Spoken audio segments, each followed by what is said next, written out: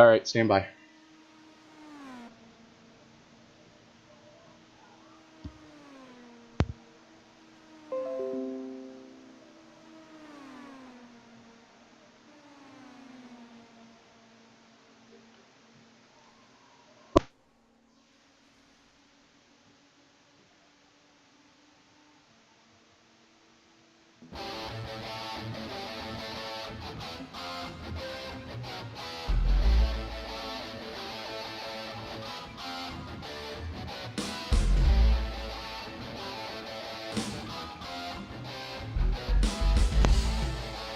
The RobertsTechJobs.com Indy Speedway League is on the air. RobertsTechJobs.com, your Midwest leader in temp to hire and contract positions in the IT field for IT professionals, proudly brings you the RobertsTechJobs.com Elite Invitational, live from the Milwaukee Mile with the Pro Mazda in iRacing. This broadcast also being brought to you by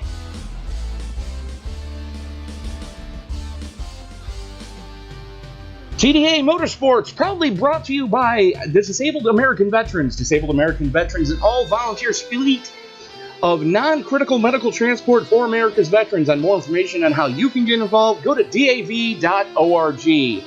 This broadcast also being brought to you by David Llewellyn and the DHL Express, Mr. Robert Lacavara and Convergent Composites, Joe Morganti and the Lugnuts Hub, Mr. Hoot Baker, with promotional consideration paid for by Motorsports Graphic Designs. For all your in-sim graphical needs, you got something going through your mind, you want it on your race car, give Tyler Graff a jingle. Motorsports Graphic Designs.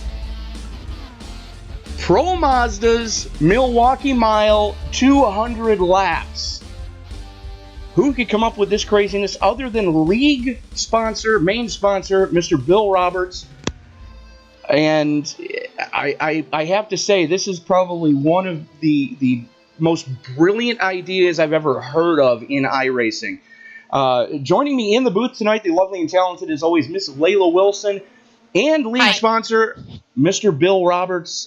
Bill, how did the idea for the RobertsTechJobs.com Elite Invitational come about? Well, Tony, thank you. There actually are 3 different series in the ISL, and there's some superstars in each one of the series, and I often wondered what would happen if we were to put the best of the best into a single race, and we would make it interesting by having a nice purse, and we would give some money away to charity, and we would even have an open part of it where even if you haven't won a race or a championship, you could still get into it that way. In a way, it's kind of like an all-star race, but I'd like to call it an elite invitational because it's by special invite. You actually have to win a race or win a championship. And in addition to that, you can get in via this open race, which we had last Tuesday. And if you finish in the top 3 of that race, you can get in too. So it gives everyone an opportunity, a last chance opportunity to join. But really, it's meant to be the best of the best. And we've got some great names tonight that are all going to be battling it out, all on a common car, but with open setups. And I'm just really looking forward to seeing what happens tonight. Yeah, you brought up a great point about the open qualifier, which took place Tuesday night for those of you who were with us. Winning the open qualifier and finishing second in the open qualifier, Gary Bauer and Mike Erder, the two teammates from Team Booze Brothers. I would like to point out, currently sitting atop the leaderboard. So, for all intents and purposes, Bill, now you did mention that it was going to be $50 to the winner and $50 to the winner's charity of choice, which we do have a list of who declared what charities they're going to be running for. But correct me if I'm wrong, but you did say that there was a bonus that somebody could transfer out of the open and win the invitational.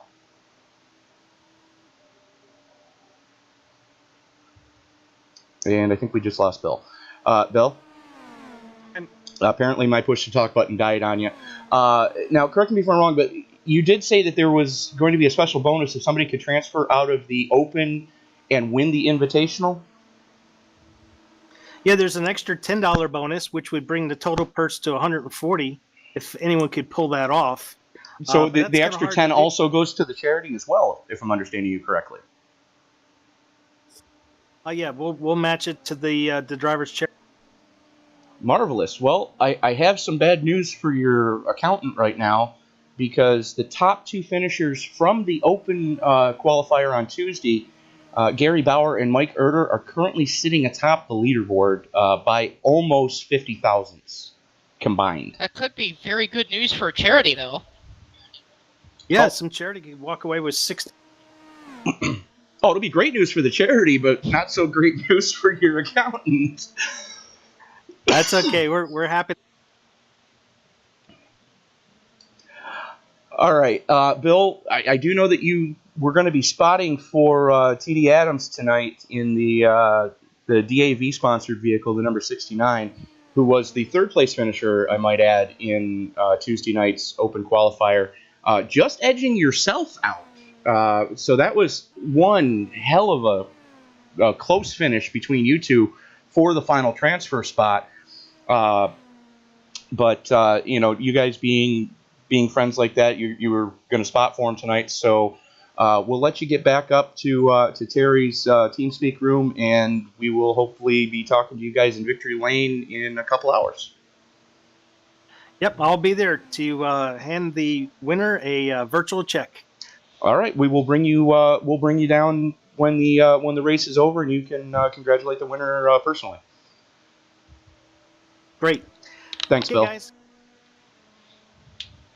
Well, this should be a pretty interesting race here. As he said, we've got winners, we've got champions, we've got some people who had to fight their way in. And for once, no points on the line, so you're not going to see any points racing tonight. You're not going to see anybody holding anything back. Right. This is essentially going to be a slugfest. Right, and you just hit the nail right on the head. It's from the drop of the green. It's going to be 200 laps worth of go. Plain and simple, go. And kind of the interesting part about this is the broadcast I've done with you for the DW12 and for the original IndyCar, we're typically dealing with faster cars on a bigger track. So it's going to be on a bit of a smaller scale tonight, but I don't suspect that the action is going to be any less intense than it has been. These races, if anything, have proven to be very unpredictable, both in the big cars and the little cars. I've done a few races in the little cars this season, and they've definitely had some very eventful races so far. So I think it was a good pick for car and track, especially because it means that the people who run the smaller cars are not going to be suddenly thrust into a bigger car and expected to keep up with the big car people. True story. And, you got a perfect example right there at the front of the field. Mike Erder just getting the call up this past week from the Pro Mazda Series, again, joining Team Booz Brothers. And if you take a look at who's top three of the grid, Gary Bauer, Mike Erder, Jay Anderson, all three members of Team Booz Brothers. And you got David Llewellyn rounding out the top 10, which was the fourth member to join Team Booz Brothers this week. So they're looking pretty hot out here. And that's one thing with an open setup race like this, you're going to see teammates sharing setups. You're going to see certain teams rising to the top. Certain teams might miss the setup completely. So this is the kind of race where in most of the races, your teammates are good to draft with. Here, your teammates are going to be sharing setup notes. You're all going to end up being faster as a result. So you're likely to see clusters of them in hot laps here. Now, once the race starts, the setups, of course, are still going to matter, but tweak time is over, so then it will transition more into being who do you draft with and who do you trust. Right, and we are just about 10 seconds away from the end of the hot lap session. Real quick, we're going to go over who's running for what. Alex Green has announced he's running for the Wounded Warrior Project. Bob Lacavara is going to be running for the Victory Junction Gang Camp. Cody Eldred, if he can make it to the event, he's running a little bit late right now, is going to be running for PH Aware. David If Llewellyn, he doesn't run, can I jump in his car? No, unfortunately. David Llewellyn's running for the ask. Nashville Rescue Mission. Dominic Byrne, the Irish Cancer Society. Gary Bauer, Prader-Willi Syndrome Association. Isaiah Dupree, Doctors Without Borders. Jacob Green, American Foundation for Suicide Prevention. Joe Morganti is running for Speedway Charities. John Antonucci is running for Victory Junction Gang. Josh Vincent going to be running for Doctors Without Borders. Good to have Josh back with us. Kevin Paskowitz running for PH Aware.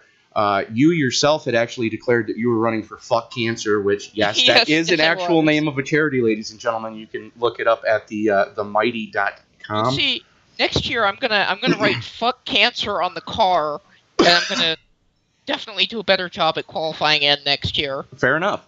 I think that's the one time I can write that word on my car. Absolutely. Mike Whitaker going to be running for People Against Distracted Driving. Mike Woods going to be running for the Arizona 100 Club, Arizona First Responders. Mike Erder, Doctors Without Borders. Quentin Young running for Autism Speaks. Ronnie Osmer, Ride to Give. Sam Cooper Bennett, PH Aware. Terry Adams, the Disabled American Veterans Association. Tristan Anderson running for the Canadian Cancer Society, and Tyler Graff running for the American Brain Tumor Association, as we are looking for... they are pacing. Yeah, I'll go over the starting lineup really quick. On the pole, we got Jake Gordon. He won his heat race. And next to him is going to be Tristan J. Anderson, who we were just talking about. I believe he won his heat, too, because that's how these rows were set. Back in row 2, we've got Tyler J. Graff, Jay Anderson. Back row from there, Michael Whitaker on the outside, Robert Lacavara on the inside. Kevin Paskowitz makes up the outside of the next row back, with Quentin Young to his inside. Row back from there on the inside, Ronnie Osmer, who's been red hot recently, and Alex Green, the league founder, on his outside. Back from there, we've got Dominic Byrne lined up side by side with Joe Morganti, Gary Bauer, and Mike Erder further back, and we're already green. The last two are Terry Adams, and looks like we got one starting from the pits. That's David Llewellyn. And we got a big jump out to lead, don't we? Absolutely. Currently, Jake Gordon showing the way. Tyler Graff sitting in second. Jay Anderson third. Tristan Anderson fourth. Mike Whitaker rounding out your top 5. Good to see such a large field here at the Milwaukee Mile in these cars. Whoa, we got trouble coming in turn 3. We got one upside down, 3, 4, 5, 6 piled in there, and one more ramping off the other cars and doing a delightfully a pinata. graceful. Yeah, very graceful pirouette into the fence. Let's take a look and see what actually started that whole melee. You see Kevin Paskowitz on the inside. It was a lot of just, what the F? Cold tires. Remember, these cars are very sensitive to cold tires compared to the Indy car. Let's back it up and see what Alex Green saw. You see him in the orange and black Home Cheapo car there. Yeah, I said it. What of it? As they go 3 wide into turn number 3, that looks like Ronnie Osmer just cold tires and caught a lot of people. So there were actually a couple different accidents going on.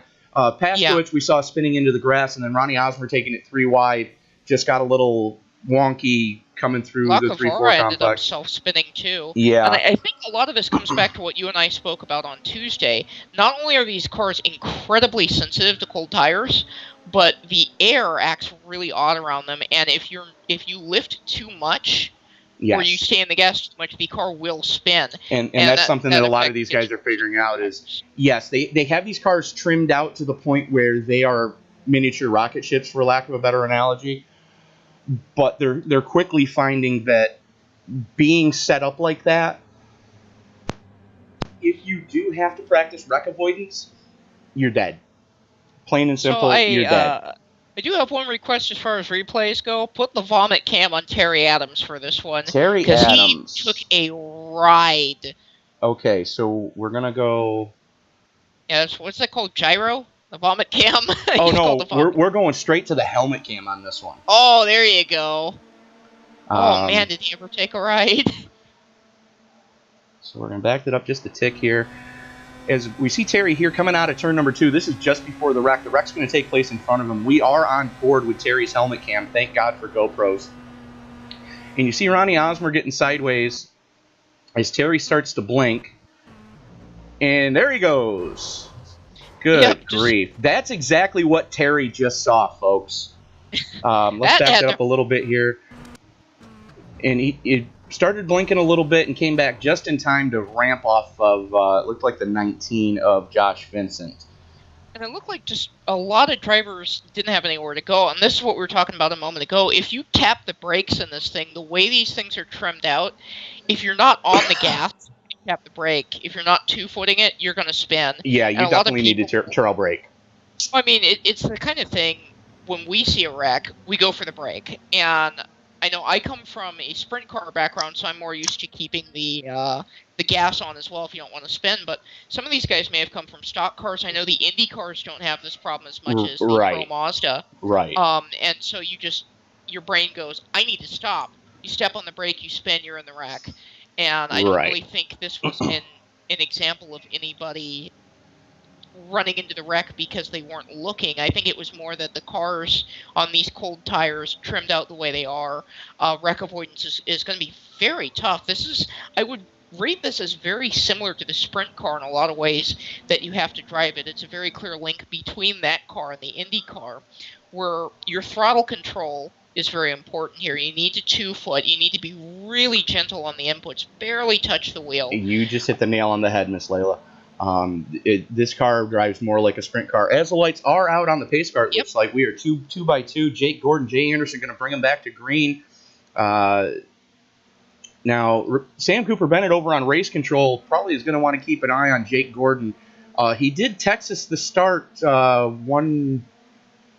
at least one time Tuesday, so something to keep an eye on. Green. Pace car clears there, and I don't think Jake was maintaining pit road or pace speed under that, as we see Jake's teammate Tyler Graff to the inside of Jay Anderson, the wily old veteran, and Jake just steps on his own crank.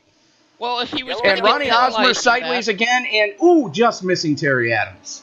And that's another yellow. That may have been Ronnie. I think that was for Ronnie. So let's follow Ronnie and take a look and see what did happen there. You see him in the blue, just got it loose. He checked the brakes. And Terry Adams just missing him again. Good grief. And Terry Adams has already had a very eventful day. We're only a couple laps into this thing. This is lap 6 right now. It should be 7 going away at the stripe. So, and the good news is Dominic Byrne just got a lap back because of the lucky dog. All right, so that's going to put, I believe that's not everybody on the lead lap. That's going to put the top 12 back on the lead lap. Because of that first melee, Byrne, Lacavara, Morganti, Paskowicz, Bauer, and Adams all went at least one lap down. All those drivers involved in that. Off in this because I was a little late to the party. They're not, but they are limited. Right, and if you chose not to take one because you don't want to waste it on lap 1, then you're going to be there a while, or if you end up upside down. And that's one thing with these open wheel cars. Even though you have fast repairs, it is very likely you're going to end up like a turtle, and there's really no help for you not in a race like this. In a race that wasn't for money or anything like that, you might be able to ask somebody to come roll you over, but nobody's going to want to hurt their car to do that here. You're going to have to tow. You're going to lose a lap. So as we saw in that first wreck, Terry Adams ended up in the fence hanging, and I believe he had to tow. So, that's the kind of thing. Yeah, he's 2 laps down right now. That's the kind of thing you got to look out for. And this track isn't as wide as some of the other tracks we visit. It's not, but the car's not as wide either. That's true. That is. Now, I would like to point out, we did mention the top 3 from the Open qualifier the other night. Gary Bauer, Mike Erder, and Terry Adams. We've already talked about Terry. We mentioned Gary briefly getting caught up in that dumpster fire on lap 1. Look who's currently sitting in the number 6 slot. Mike Erder. Wow, so he has been doing a really good job. I noticed he was top of the chart in practice as you were talking about, along with his teammate. Now, he came out of the qualifying race I was in. Right, the Elite Open on Tuesday, the 50-lap dash for the final transfer spots. And that was a tough field because even though you were taking drivers who hadn't won a race or a championship. That doesn't mean they're slow. Right. It just means they haven't had the luck. Yeah. So it's, the field was stacked to begin with, and now it's double stacked here in this event. Let's take a quick look at who's running for what. You've got Team Booze Brother, Jay Anderson showing the way. Team NLR, Tyler Graff sitting in second. Team NLR, Tristan Anderson sitting in third. Team NLR, Quentin Young sitting in fourth. Mike Whitaker, your DW12 Season 1 champion, sitting in fifth. Team Booze Brother, Mike Erder sitting in sixth. Team Booze Brother, David Llewellyn sitting in seventh. NLR's Jake Gordon recovering to eighth, which he possibly will get at EOL because he was involved in that last one. Team NLR, Alex Green in ninth, and Team NLR, Josh Vincent rounding out the top 10. Now, quickly about David Llewellyn, he pit started. Yes, he did. And so he's he all was. The way back up there. He made sure he was well out of that dumpster fire on lap 1. Yeah, and lights are out on the pace car.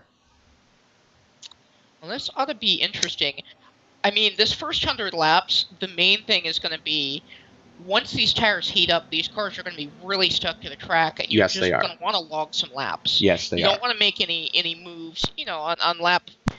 Nobody's going to care who led lap 98, right? For instance, but right. And now, just so you know, we're running a 50% fuel load, which means roughly 9.5 gallons. But in this car, that's good for the first 100 laps or so, give or take. So we're looking at perhaps one stop for some of these drivers. Right. Sounds like, especially if there's more cautions. Right. As Jay Anderson gets a great jump, Tyler Graff and the rest of Team NLR take chase right now. One thing I would like to point out, as far as I know, Quentin Young is not running the Team NLR team setup, and let's see who that was. Josh Vincent. Let's see what happened to Josh. Under caution, these tires are going to cool off. He had help. Yeah, it looks like he got loose right in front of the 30. The 30, Alex Green, nowhere to go, and there's not much he could do in that situation. It's unfortunate for both of them because had he not spun into the 30, Josh might have been able to collect that. As we saw Jake Gordon do earlier, he ended up pointing the right way, but it's just, you're in traffic. And one thing that's advisable, and this is what we used to do in the sprint cars, is we see Josh Vincent spin on the straightaway. He was trying to catch the field there, and the car is just, it's all torn up. I'm not sure it's going to drive straight. Yeah, that's going to need a fast repair. What we do in the sprint cars when we ran here, there were about 5 laps where we would just get single file and just ride, because until those tires heat up, even if you're 2-footing it, the car is going to be angry. And it's a little harder to do in these cars because they're a little easier to pass in, and it makes you want to go for that pass. And I'm not saying that's what happened in all of these situations. It seemed like everybody was trying to get in line. Oh, Vincent's around again. Well, that was something I was going to mention to you before the whole caution came out. Team NLR has a setup that was built primarily by Jake Gordon. One of their drivers actually came to a fellow Team New Yorker and said, "Hey, do you have something a little more stable?" Yeah, and he's running that. With these non-points races, you're going to see a lot of people not elect to go stable. If you took a race car driver and you showed them 2 cars that look identical, and they said, "Well, one of them will never spin out. It's kind of slow. It'll never spin out. This other one over here will probably try to spin out every 3 laps, but it's 3 seconds a lap faster." You know which one the driver's going to go for, especially in a non-point situation like this. Except in the case of Quentin Young. It actually shocked me when I found this out. He actually went to, again, a fellow Team New Yorker and said, "Hey, I know you've got a setup. I watched it do this. Can I have it for the Open?" Because the setup, it takes a couple more laps to come in, but once it does come in, it's a long run setup. It's not going to be as quick on the short run, but if you get a long run, 10, 15 laps, Katie bar the door because you're going to the front. You're going to the front in a hurry. Well, if you look at Quentin right now, he's sitting in third, and I know we've had a few crashes that have definitely shuffled things up, but there's something to be said for consistency. Not being in those wrecks is very important. In the early stages of these races, you're going to see a lot of cautions. It's just the nature of the beast, especially in the Pro Mazda, when you have a little more difficulty getting into line and whatnot. But right. As we see Bob Lacavara get his lap back for the Lucky Dog, so 13 cars back on the lead lap. It's going to put Joe Morganti first car 1 lap down. We have a couple more of these things. We're going to have a much larger field on the lead lap. I know, right? And it's still very early. We're only working lap 15 of 200 right now. Yeah, and as the lights go out on the pace car. There's a particular ebb and flow to ISL races where you'll get a cluster of 5 cautions together, and this is just observations from the few I've watched. It may not hold true for every race. You'll get a cluster of 5 cautions, and then you'll have a 150 lap green flag run. Sometimes those cautions are late in the race. In this race, they're early. I'm hoping that that's the end of the cluster and that the drivers are able to get those tires and brakes warm and just ride for a few laps, because right now it kind of seems like I'm seeing drivers a little bit offline, and that's where they're getting loose. Now, it is safe to run a groove up here in this car, I noticed, which you could also do in the Silver Crown. Yeah, you can put the left side, as long as your left side tires are in the dark pavement as you see there in the corner, you're golden. Anything outside of that, and you're flirting with marbles. Yeah, and it's one of those things where if enough drivers ran up there, they could probably clean it off as we go green again. But, that's not going to come in for maybe another 50 laps at the very least, as we see they're fanned out 2 and 3 wide back there. Our leader's blinking pretty bad. Very badly. Jay Anderson. Quentin Young slots into the number 2 spot. I'm thinking Quentin might start to have some heat coming into those tires. As he pushes wide a little coming out of turn number 4, collects it back in. We completed a lap! Yes! Not yet, and now we've completed a full lap. Everybody has crossed the stripe. And Jay Anderson continues to show the way. Quentin Young, another coat of paint, he probably would have been in trouble. I don't think he actually touched the wall there because I didn't see any marks in turn 2. If he didn't, his tires blushed. That's for darn sure. Like I said, another coat of paint on those rims, he would have been in deep doo-doo. And there's the yellow. I was waiting for it. Let's see. Looks like Josh got Vincent again. Now, I am curious about one thing. I know USAC has a 3-spin rule. 2. And he actually didn't go 2-spin rule. We have 2. He didn't go all the way around here until the end. He was actually out of the way. But is there a rule like that in this league that fans watching should be aware of? Or? Yeah, two charged cautions and you're parking.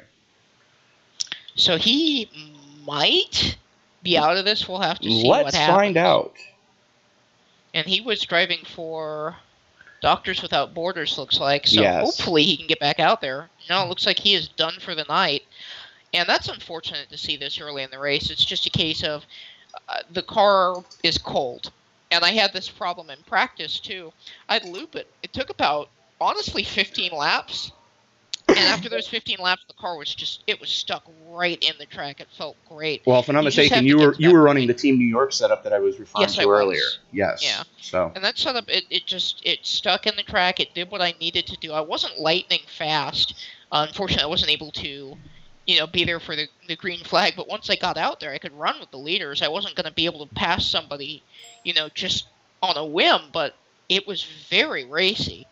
So that kind of stability might be the way to go. Okay, and I'm just receiving word from race control Sam Cooper Bennett that the second charged caution rule has been waived tonight. Really? Yes. Damn, I might have done okay. However, Josh Vincent has... was that voluntary? I believe that was voluntary. Okay. Simply because he's running the Jake Gordon, holy crap, this thing is loose, on a pavement track with a downforce car setup. Yeah, you can run a loose car here if it doesn't have any wings on it. Right. And when I say that, I mean the sprint car. I don't mean take the wings off your sprint car, Silver Crown. Silver Crown. Even the stuff stock like cars here, you can really set them up to be loose, and probably should. It's a flat track. There's a fine line between loose and Jake Gordon set this car up loose. Yeah. There's a fine line between there, and it's kind of like the fine line between you just poured gasoline on this bunch of twigs and you've lit a match. The fine line is, do you put the match on the twigs, or do you just put the match out by spitting on it and put it in your pocket and walk away? The fine line is you're smoking at a gas station. Right. You start pumping your gas, or you go, I'm going to walk over here and smoke and then come back. And Jake tends to smoke in the gas station. And for him, it works, but that setup's not going to work for everybody's driving style. Jake doesn't just smoke in the gas station. Jake smokes in the gas station while pumping gas and standing on top of where the tanker truck pumps the gas into the reservoirs. We love you, Jake. Really, we do. But it's just that's his driving style. He's like me. We both drive loose cars. Well, he drives real open wheelers. I come from a sprint car background, and it's what we do. Well, here's the thing with Jake. For those of you who haven't followed the series, Jake Gordon is the son of the 9-time Little 500 winner Eric Gordon. So Jake grew up knowing how to drive a loose race car from day one. Especially at Anderson. You know, you got, 33 cars out there. Like, loose is fast. And there's on the edge of out of control. Yeah. Now if we ever get Anderson, this league needs to have a Little 500 as we get ready to go green here. I'd love to see these drivers tackle that. Live pit stops and sprint cars. Sign me up. Speaking of sprint cars, remind me under the next caution that I need to talk to you about something. As Jay Anderson jumps out to a lead, Tyler Graff right on his right rear. Very good start. Quentin Young bombs it into turn number 1 side by side with Graff right now for second. Anderson with 0.3 seconds to the good as they're fighting for second behind him, and there's a whole gaggle of cars, angry bumblebees, just trying to reel in Team Booze Brothers, Jay Anderson, and we've got another one around that looks like 3 cars involved Alex now. Green. Kevin Paskowicz getting a piece of that one. Is that Alex Green I saw go up in the air there? Let's find out. No, that was Paskowicz. Oh, man. So I see Gary spins. It's what we're talking about with the cold tires. Alex is going around him. He has to go offline, like way offline to do it. And there was another car. Jake Gordon was rim riding around there. He was able to hold on to it, but Alex carried a lot of speed there. You see KP just barely misses him. He goes around, and then he's off to the races too. So lots of it looks like Gary just checked up a little bit to try to stay off the car to his outside, and Paskowicz and Green just nowhere to go. Joe Gronti got a big piece of that. That's what sent Gary in the air. Yeah, he did. Gary came back down the track. You can see that the rear wing on that car has seen better days. It almost looks like he backed into a semi at speed. Yeah, he's missing the right side pod as well. That's definitely going to be a fast repair, because if you don't tick that box, they're looking at a minimum probably 15 minutes of repair. Absolutely. And it's just it's the kind of thing we were talking about. We need about 5 laps, I'd say, for these things to heat up. Earlier I said 10. 5, you'd probably be okay. You have a lot of laps 5, on you're your tires. golden. Yeah, if you haven't changed your tires, you'll be fine. You're right. But we're going to have to get out of this jungle here, and by jungle I mean there's how many cautions we've had. You got to get out of the woods, otherwise we're not really going to get any momentum set for these drivers. And it's frustrating if you're not part of these crashes. If you're out there, right, say you're leading the race, you're second, third, and another caution, it screws with your concentration. Your tires will heat cycle. Right. It's going to throw off your strategy. It might help your strategy, but it's still frustrating, because when you're out there, it's, for those of you who are musicians, you use rhythm to play, especially if you're playing in concert with other people, which these drivers are doing. Right. You want to get into that rhythm. When this guy enters the turn, I enter here, he's entering there. Every lap, we just keep doing that until I can get him. And this track is definitely one of those rhythm tracks where you need to find that rhythm. Yeah. And if you can find it, good luck getting around that guy or gal, if they found their rhythm. And it's a fast rhythm. I would almost say in some ways it feels like the dirt tracks in this car. Yes. Not because of how loose you are, but I've noticed that in this particular car, this is not a one-groove track. and I see people taking different entries into the corner. They're coming in with different braking points. So I think that produces opportunities for passing, but it also introduces opportunities for complete disaster, Right. which is what's happened so far. We've seen, like we saw Jake Gordon rim riding there up way around the top, and I think, although it's not the fastest way around the track, you can get around without crashing up there. I don't know if he was avoiding the wreck or if he was trying to test that out, but probably part from column A, part from column B. I would assume so. Right. But you can see a little bit of the darkness from the rubber under practice and under the first few laps here. They've got enough room for 2.5 cars in that groove that's beginning to get rubbered in. As long as nobody flinches. Yeah, that's the thing. Is these cars, they get very upset around other cars. The air on the rear wing, the air on the front wing. If you're behind somebody, you're not going to have as much air on your front wing. You make your normal entry, the car loops. Right. It's just... I don't mean to interrupt, Layla, but I do want to touch on this real quick as the lights go out on the pace car. Speaking of rhythm tracks, flinching, and driving styles that require different lines to go into and out of the corners, you have issued an open challenge to the entire ISL, if I'm not mistaken. Green flag. As I'm not live again, thank you. It's okay. Jay Anderson is leading right now. Right. We'll touch on that next, Yellow, because we may not be out of the woods yet. But doubt we are. There is an open challenge. And there it is. And Turn 2. That's a big one with Mike Whitaker involved. 3. Oh, jeez. Wow. Cue up the vomit camera. We're going for a ride. That's David Llewellyn. We're going on board with David on that one just because we can. This is David Llewellyn's cockpit camera. Let's back that up just a little more there. It looks like Mike Whitaker. Right. You see Whitaker right in front of him in the tie-dye car. And just got a little bit loose. David had nowhere to go, and that's what David Llewellyn saw. Imagine this, because David runs an Oculus Rift, ladies and gentlemen. Oh, poor guy. So, I mean, he's not running. Joe got him there. Yeah. Joe Morganti. Joe Morganti got a piece of that one again. And he had nowhere to go. The bad luck kid continues. One, yeah. I mean, if it wasn't for bad luck tonight, Morganti wouldn't have any luck at all, because, I mean, that's just the second dumpster fire that he's caught the tail end of. There is some silver lining for him. The car phantomed when he ran into that wreck, and there's no damage to it. As we're on board now with Mike Whitaker, just look at how cranked Whitaker has to have that wheel just to hold it straight, and all of a sudden the car just lawn darts into the wall. So Whitaker's got a tow. That was a bad one. That was definitely. Llewellyn actually drove that wrecked car all the way around to the pits. I'm watching him come down pit road right now. No side pod, no front end, rear wing all jacked off to the left.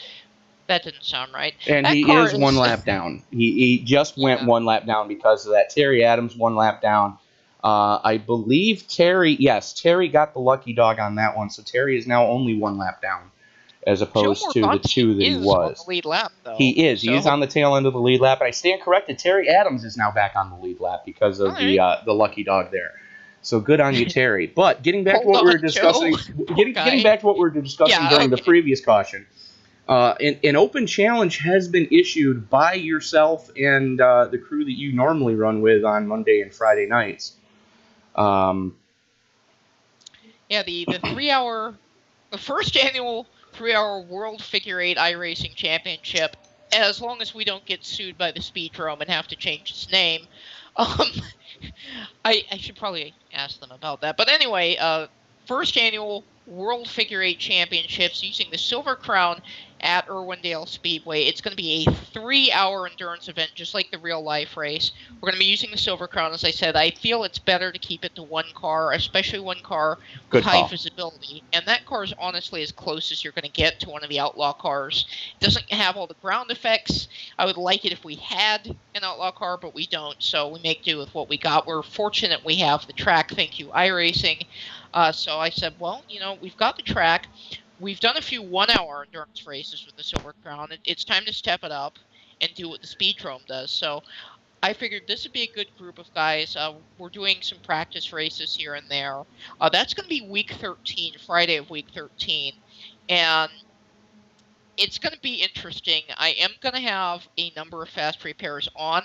That number is not going to be infinite, but there will be a number. I'm probably going to do a multiple of 3, so you have X amount per hour.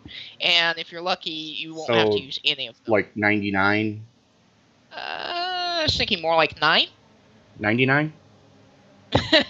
I thought about that. We've done tests with infinite fast repairs and without. And one thing is, it's a lot harder to drive carefully if you know you can just get your car fixed. Right. And then you might take that chance and try to shoot a gap instead of pulling over the side and waiting like they do in real life. So it is an open challenge. I have a feeling the first year is going to be a dumpster fire, but I think we'll have fun. There's no caution. It's just I've already spoken to a few members of Team PH Aware, or Team Phenomenal, I should say. And you're going to have at least 2 representatives from Team Phenomenal, possibly a third. As lights are out on the pace car, Jay Anderson, Quentin Young up on the front row. Quentin Young able to squeeze out the second place spot from Tyler Graff under that last green flag session that we had. Young pinching down, getting a great restart, going to slot in. Looks like he's going to slot in behind Anderson. Yeah. As Graff bombs it in there, has to check up a little bit. That was close. Absolutely. And here comes Erder on the high side. So Erder getting a great run down the back straightaway. Second place in the Open, already up to third. Mike Erder driving for Doctors Without Borders. He could be getting them quite a bit of bonus money if he can come out of this thing with a win. As we're starting to see the... Oh, turn 1. Yellow. That was a flying 360. He's still going, but they waived the caution. That was Paskowicz.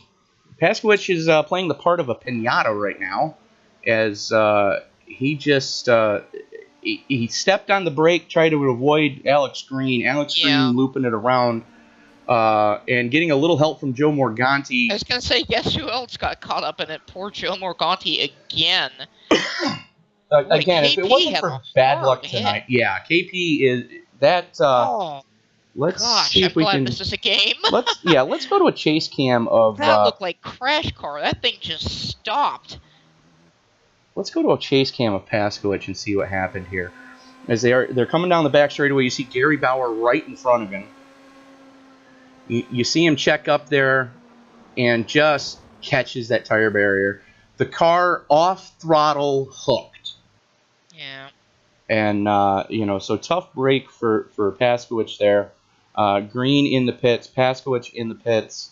Not sure if the two of them are going to continue on. Let me just double check one thing here. After Green spun, he said that was me and headed straight to the pits. So he's been having a frustrating night. It looks like we have our second and third retirements of the night. Yeah. Alex Green disconnecting from the sim, Paskowicz disconnecting from the sim, and Josh Vincent disconnecting earlier from the sim. So that does mean 2 things, though. I mean, for the fans at home, of course, you want to have more cars on the track. I want to see more cars on the track. The way this race has been starting, and with the cluster of cautions, I can see why drivers are getting frustrated. This does mean that we do have a better chance at getting green flag laps in and getting this race really underway. We're coming up on 1/4 of the way in, and we've had, I'd say, about 6 green flag laps. So the key here is going to be, yes, it is unfortunate that there are less cars on the track. However, keep in mind this means we may be able to get in more racing for you all to watch. Right. And just getting a text from Race Control, and I quote, "We may as well get comfortable. This is going to be a long-ass night. Beers are on me after." Thanks, Sam. Thank goodness. Sam over in Ireland, I'll take a Guinness. Yeah, give me a Guinness. I want it from the tap, though. Absolutely. That's delicious. I love just watching the art form of pouring a Guinness from the tap, because they have to use the spoon, you watch the chocolate flavored goodness just think about that, because we have 165 laps to go. Absolutely. So just think about that nice cold Guinness. It's waiting for us. Now, have you tried Guinness Blonde? No. It's actually a lager.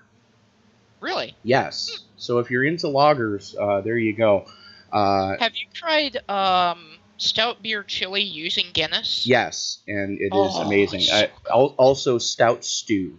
So instead of using really? water to make your beef stock, Uh-huh. you use a 6-pack of Guinness. Oh, that sounds really good. Yes. So we're getting ready to go green again, I believe. Yep, lights are out. So we're going to have Jay Anderson and Quentin Young. And we saw last time Quentin was able to slot into second. In this league in general, that's very difficult to do. And it's going to be even more difficult this time because take a look who's sitting in third. Jay Anderson's teammate, who happens to be in the same TeamSpeak channel as Jay. Yeah, and that's another thing Mike to touch on Erder. with the teams here. It's very easy to work together when you can talk to your teammates. That's the beauty of iRacing. Yeah, I really like how this league is set up. It seems like a pretty cool place for drivers to come, and everybody seems pretty good-natured about stuff. So it's definitely a joy to be able to broadcast it, especially these big events like this. And hopefully this one is going to be much better now as we get ready to go green again. Hold your breath for the first 2 laps, folks, as Jay Anderson leads him down. Green. Quentin Young up there to the outside. Anderson, good start. Young, not as much. That's going to open it up for Mike Erder down on the bottom there. Erder sliding into second place side by side with Quentin Young right now. Young able to keep it wound up on the top side as they go side by side again down the backstretch. And here comes Tyler Graff and Ronnie Osmer. Oh, hold your breath. 2 wide going into turn 3. And this has spelled disaster before. As we got one spinning in turn 3 and another one up over the fence. I believe he got caught on the back of it. That was Mike Whitaker. Good grief. Hey, look, a pinata. Shit. I didn't know we were at a birthday party. Yeah, did you see that? Like, watch this hit. I didn't mean to raise my voice, Christmas. But... and that he had nothing to do with that wreck. I know I'm going to get hate mail for this one, but Mike Whitaker just Dan Weldoned into the turn 3 wall. That was helmet first, ladies and gentlemen. That's why I'm glad this is a sim, because Absolutely. I've seen several accidents. I'm like, oh man, that's life. We're on board with Whitaker right now, and boom, there it is. And he's trying to get the car wound up. I don't think he knew that next to him was Terry Adams. Terry was getting loose. He's trying to avoid the wreck. Same thing. He checked the brakes, and they were both just victims of circumstance. As a matter of fact, Robert Lacavara, who spun, he didn't hit anything.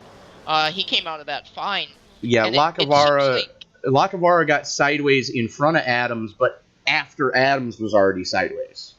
Yeah, and it seems like these wrecks, again, this is just my observation, I might be wrong, correct me if I'm wrong. It seems like a lot of this is happening not because of the car that spun, but because of the people avoiding them, because it's very hard with the way these cars are set up at this track. In this weather, too. Keep in mind, this is late afternoon, so the sun's been on the track all day. The track temperature is hot, and since we don't have day-night cycles yet, we don't have the time of day changing, it's still beating down on the track everywhere where there is sunlight, so the track is going to be very slick, especially over there in turn 3. And normally this series sets up morning sessions so that we don't get the sun. Wait, is this a morning session? Bear with me, folks, because I want to check this too.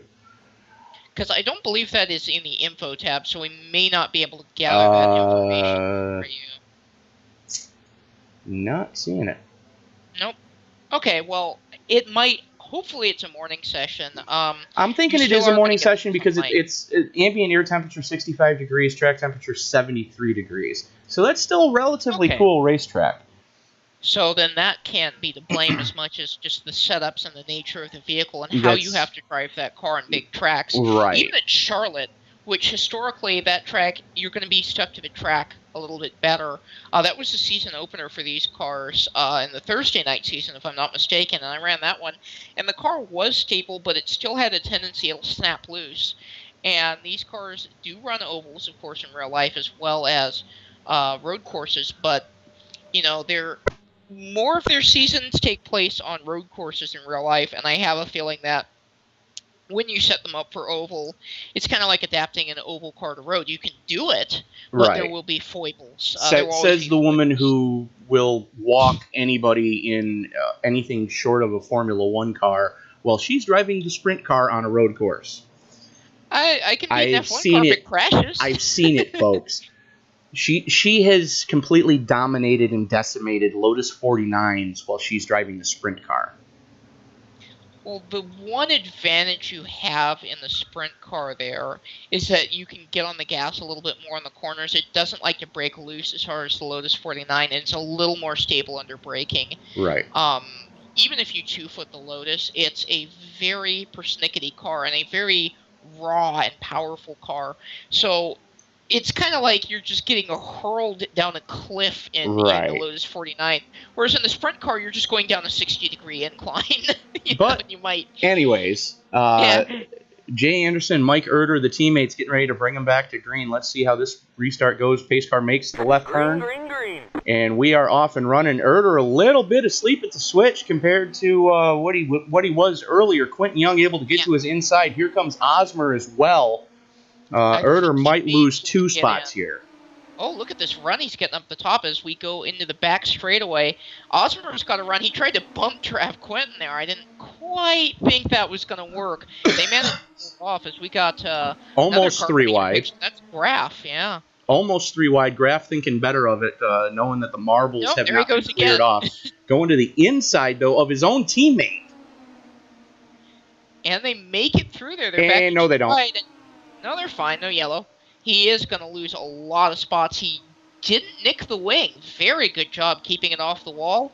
And we stay green. Thank goodness we stay green. As Erder and Young still side by side for second. Jay Anderson currently half a second to the good as that battle for second rages on right now. And we got a 4-car cluster here with Young, Erder, Osmer, and now Dominic Byrne pulling his way up into this battle. The Irish Assassin making his presence known right now in that bright pink car.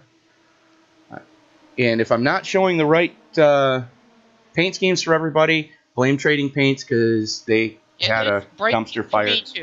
They had a dumpster fire at Trading Paints this week. And here comes Jake Gordon as well back up towards the front. The battle for second still just raging.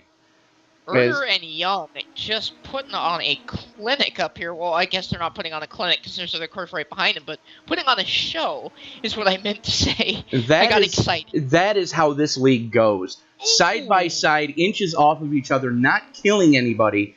They've got some heat into the tires now, so these guys are really going to start to push it as Osmer goes to the inside of Young, misses the apron there. Young just barely able to keep it off the wall, still keeping it wound up on the high side for third.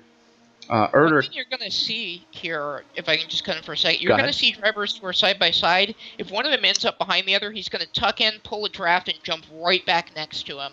And that's what we saw with Quentin Young, and that was when I kind of clenched up that last lap, because he jumped down there to get that draft and jump right back out.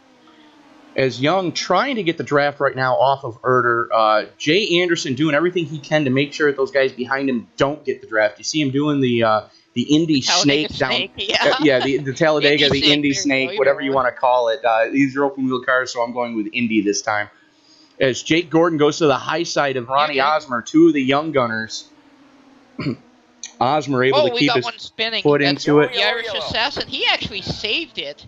I don't know why the officials threw a caution there because that was almost identical to what we saw with Tyler Graf a couple laps ago. He was more in the racing line, so let's see what took place there and see if there's anybody else. Okay, I think he's all right. Nobody hit him or anything. He was way in the racing line. That's why his rear tires were still in the racing line when David Llewellyn went by. So yeah, I got my camera up in the spotter stand, so sometimes angles like that in the center of the corners are a little tougher for me to pick out. I'm actually gonna just spread my wings here and fly over to the back stretch and take another look at that. But yeah, just a difficult situation there because as these tires heat up, it'll make you think that the car can do anything. And this car really feels like it can do anything when those tires heat up. Yeah, except whack off the gas and go right back onto it. Because if you're violent coming off the throttle, it's going to be even more violent when you try to go back onto it.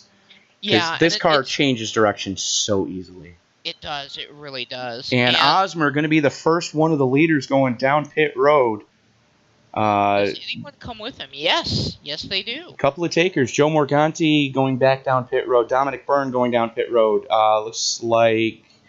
Tristan J. Anderson as well. Yes. Morganti, Anderson, Osmer, and Byrne. With how many cautions we have had, I'm trying to think here. I don't think any of these guys can make it all the way. No, but they're going to make it just past halfway. Got it. Okay. We've had enough cautions. We're probably looking somewhere around lap 110-ish would be when you're probably going to see the lead cars go down pit road.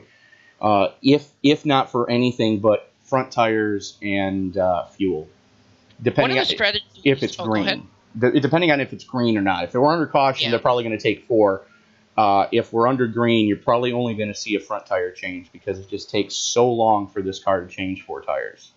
With how these races go, and by these races I mean races with a lot of cautions, one strategy I've seen is some drivers at the rear, not in this particular race, but will swing through the pits every caution.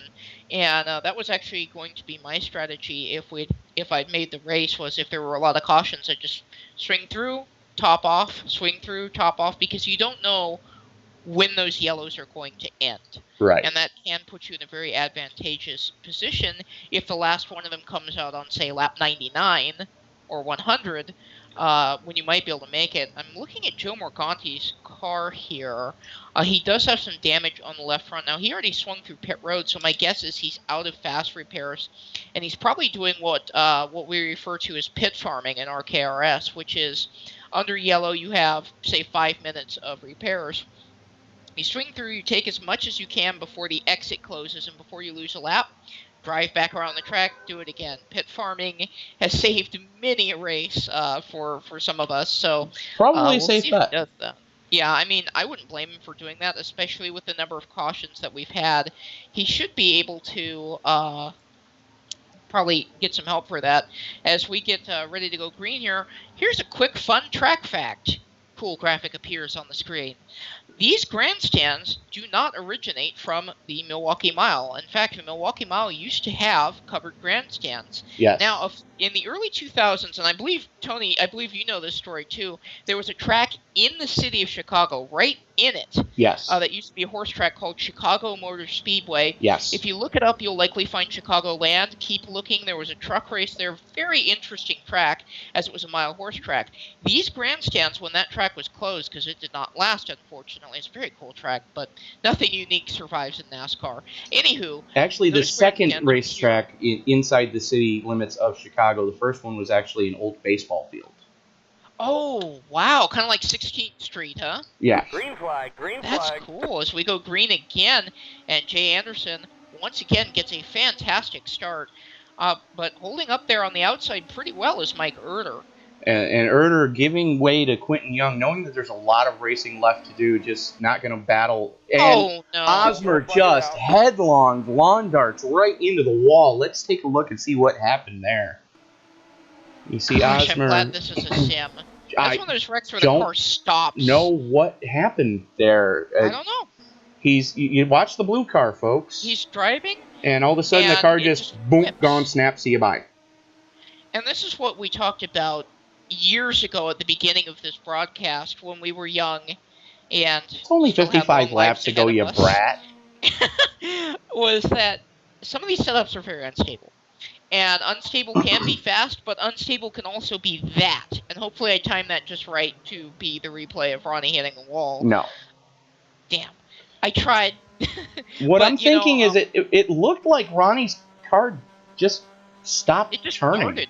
Yeah, you can actually see it get a little to the left, at least on my client. I saw it get a bit to the left. And there it goes. You see what I'm talking about? Like, you can see it in the chase cam. The back end started to step out. Now, one thing that you're going to see here... I'm thinking Osmer took tires under that last pit stop. I think he did. Yeah, I was going to say... And that's going to come back to bite him. Tires. You don't want to do that. Well, there's not not enough unless green you flag laps. not unless you absolutely have to, which is like the halfway point of the race. Yeah, I could understand somebody taking tires at that you've run point. the Silver Crown in the past, so you can definitely relate to this. Oh, yeah. In the Silver Crown, you generally don't want to put tires on it. The tires are very maybe tough. You might put fronts on it. Do not touch the rear tires on that thing. Same thing with the Lotus 79. Yes, for you ISL folks watching who are going to attempt the World Figure 8 Challenge, that car doesn't like fresh tires. If you go in for a fast repair, I wouldn't put fresh tires on it. Maybe at about the 90-minute mark, I'd consider it. Yes, yeah, right around the halfway point, because then the tires are finally going to start wearing out. But they're very long-run tires, and I have a feeling these tires at this track with these setups, I'm being very specific here because I'm not as Star Mazda. These setups, this car, this track, you probably want to keep your tires on it. Well, here's the thing with the Star Mazda. I don't have a durometer in my pocket to judge the hardness, but as it was explained to me by somebody that I know in real life that has a Pro Mazda, the Goodyears that they run on this car, hockey pucks are softer. Okay, so yeah, you probably want to keep those on there. What I was going to point out, just really briefly here, is that you're going to see drivers running out of fast repairs now, and I'm afraid that's what happened to Joe Morganti, the bad luck kid there, still hanging on. Still running top 10 on the lead lap, so good on you, Joe. You're going to see a lot of cars at the end of this race who were further back in the field earlier in the race. They're going to have battle scars at the end. It's going to start looking like a short track race because we are running out of fast repairs. There's a limited number, and whether it's through your fault or someone else's, you're going to get caught up in something and then off to the races, and in some cases off to being over the fence like we almost saw earlier. Right, so good call. Don't count Joe Morganti out. Just because he was the first to run out of fast repairs doesn't mean he's not going to be the first one to the checkered flag at the end of the night as we form up again 2x2, getting ready to go. And according to Race Control, I wish they'd stop wrecking. I really need to pee. Sam, I've already told you, you need to get yourself a portable urinal. They sell those at many local pharmacies. I was going to say, boys have it lucky. They can pee in bottles. Like, what about my feelings? They make them for women, too. Now, I would like to point out, Joe Morganti still hanging in there for Speedway charities. So, doing everything he can to bring home the money for the Speedway Charities group. Good on you, Joe. He's had such a rough night. It's hard not to root for someone who's just all that bad luck, and it really hasn't been his fault. He's just wrong place, wrong time as the pace car pulls away again. Jay Anderson pulled him down, hits the gas, and here we go again. Not such a great start for Quentin Young, but he does slot into second. No, he doesn't. I take that back. No, he does. And Mike Erder, and we're under caution again. Gary Bauer. Let's take a look at what happened. How's the weather out in your neck of the woods? Apparently somebody's firing a gun outside my window, so if you folks are hearing pops, yeah, that's... Oh, that's like, did you hear about this guy in Florida who went out and just shot the tires out on the cable vehicles that were working out in front of his house? Maybe that's going on.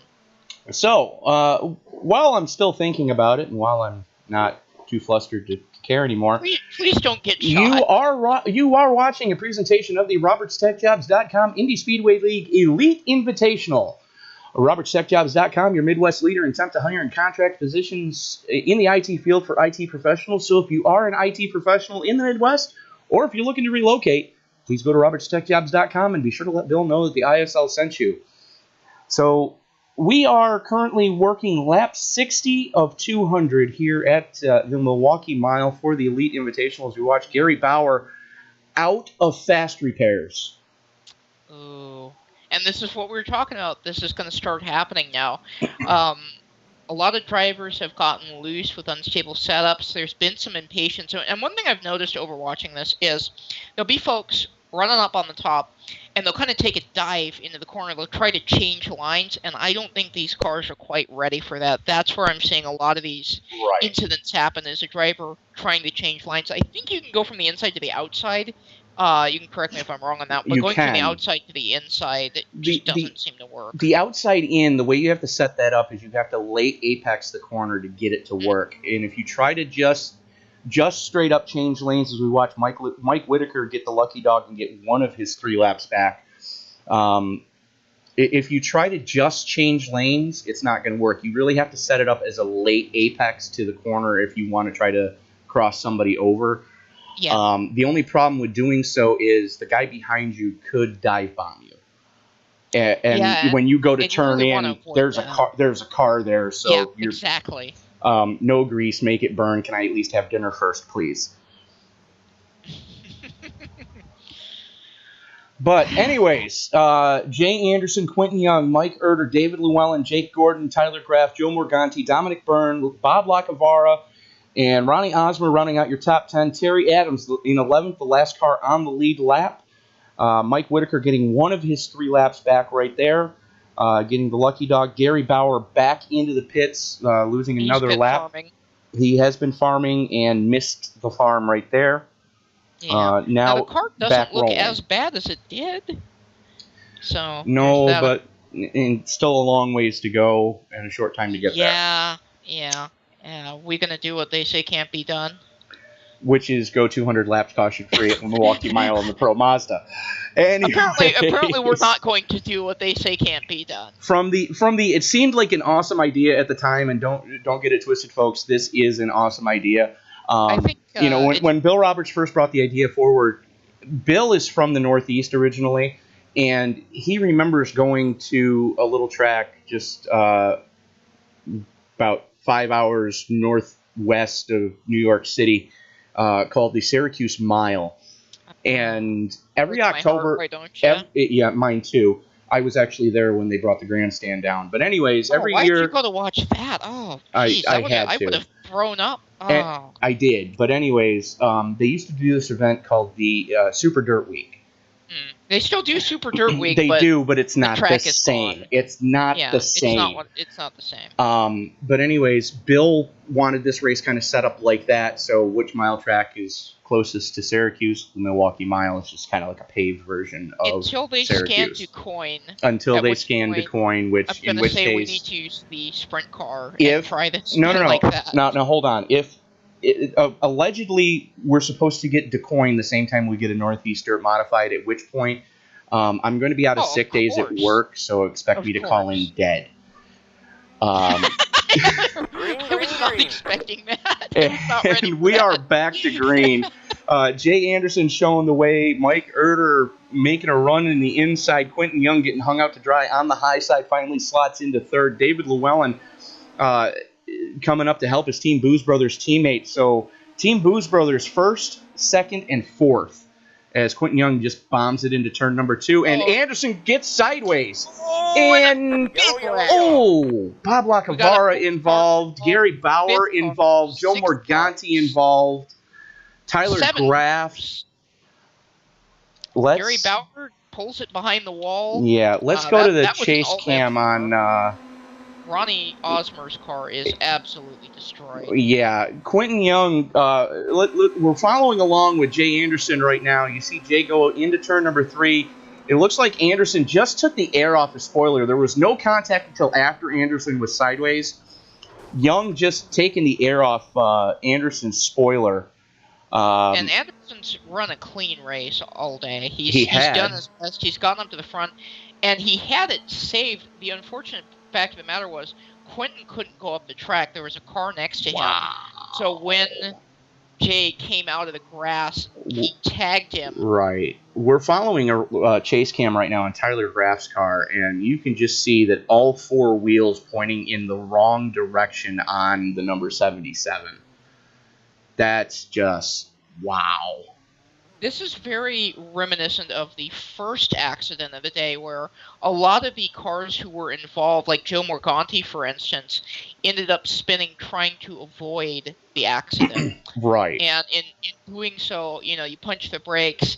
Even if you're still riding the gas, if you change your wheel input, I'm gesturing with my hands as if anyone can see that, but you change your wheel input, the car is going to get upset. Anderson involved, Morganti involved, Osmer involved, Terry Adams involved, Bob Lacavara involved, and the person that's coming out on the good of this whole one, Mike Whitaker getting another lucky dog. Now, I'm curious to see if Joe Morganti's going to be able to get back out there. The car is smoking, the nose cone's off.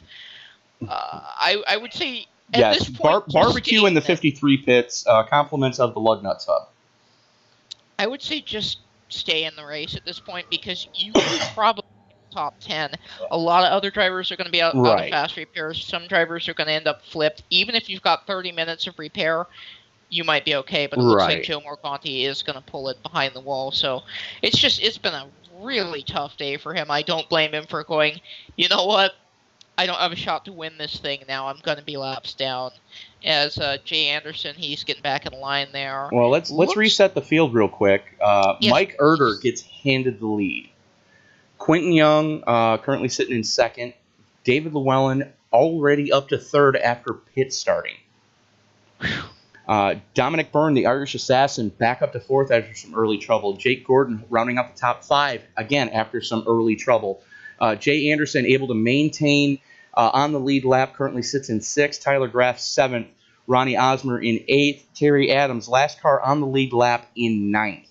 Bob Lacavara currently sitting in 10th. And Mike Whitaker, last car still running, currently sitting in 12th. Joe Morganti retiring, so that's bound to change relatively soon here as the lights go out on the pace car.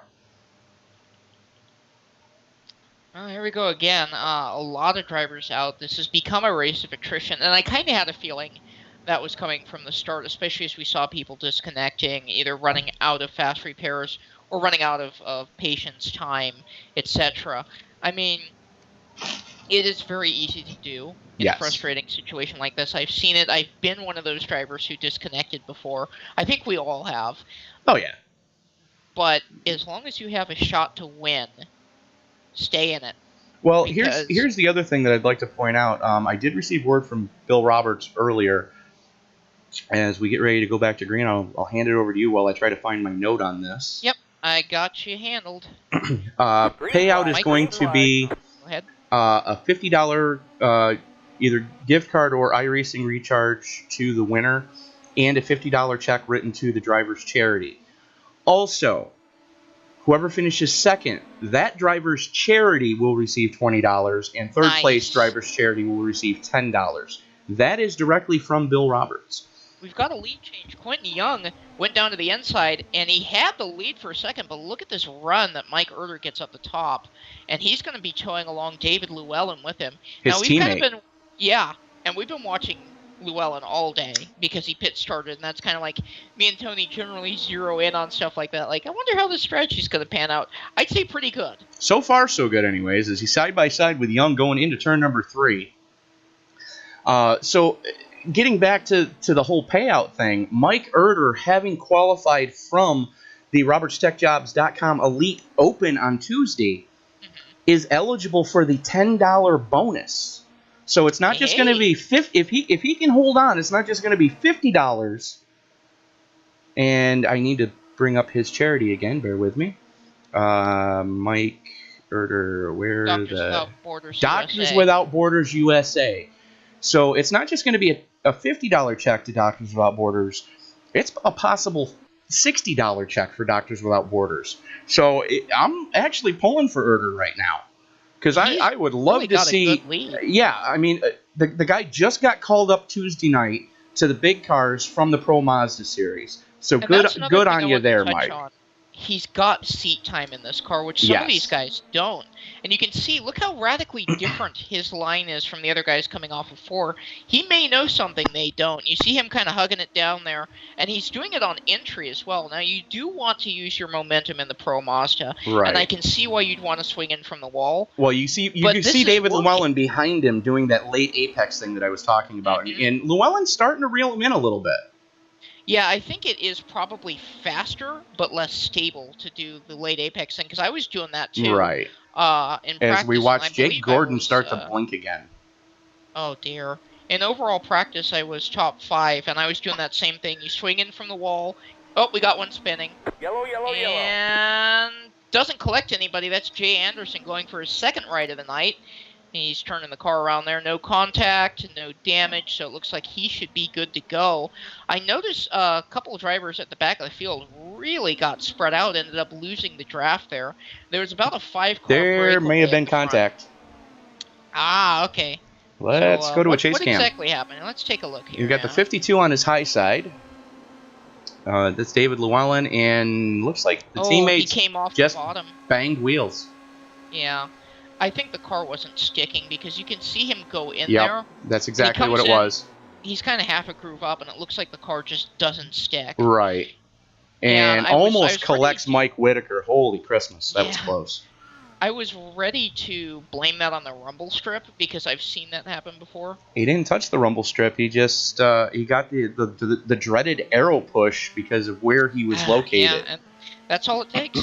And I would like to touch on, this is caution number 13. So for some folks, that's an unlucky number, but hopefully it's our last. Dun, dun, dun. No, I don't mean like bad. I mean, it's our last of this race, and we don't have any more. Not that we're all going to die from getting hit by a meteor.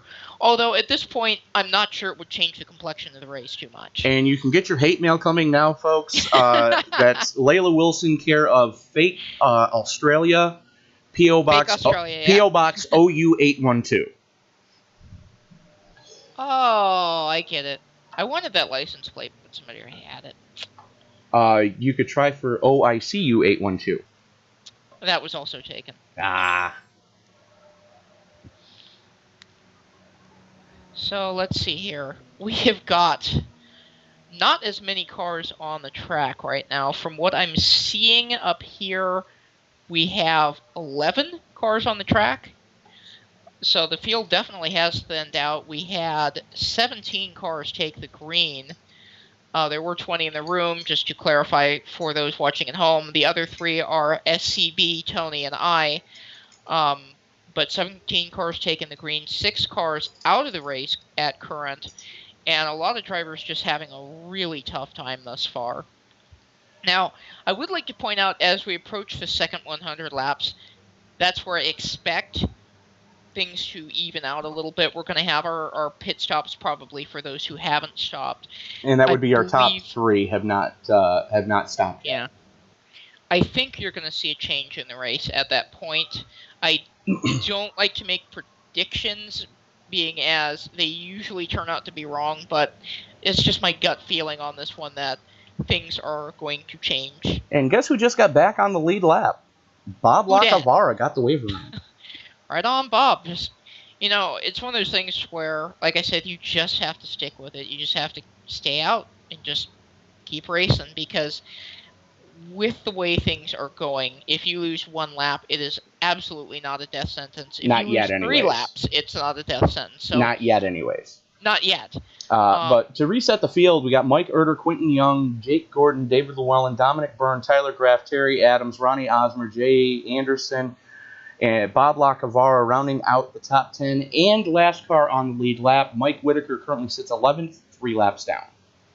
So, and one thing I want to say as we get ready to go green here is don't give up on the concept of this race if you're one of the drivers who was in it. If you're the sponsor, don't give up on the concept just because this first one was rough. I'm sure the first Indy 500 was rough too. Our first 3-hour World Figure 8 Endurance Championship is going to be a mess too. I do honestly hope that Bill Roberts is enjoying what he is seeing as far as broadcast content. He has to listen to me, so probably not. No, actually, he and I both agree that you definitely bring a lot to the table for the broadcast. I'm glad to be here.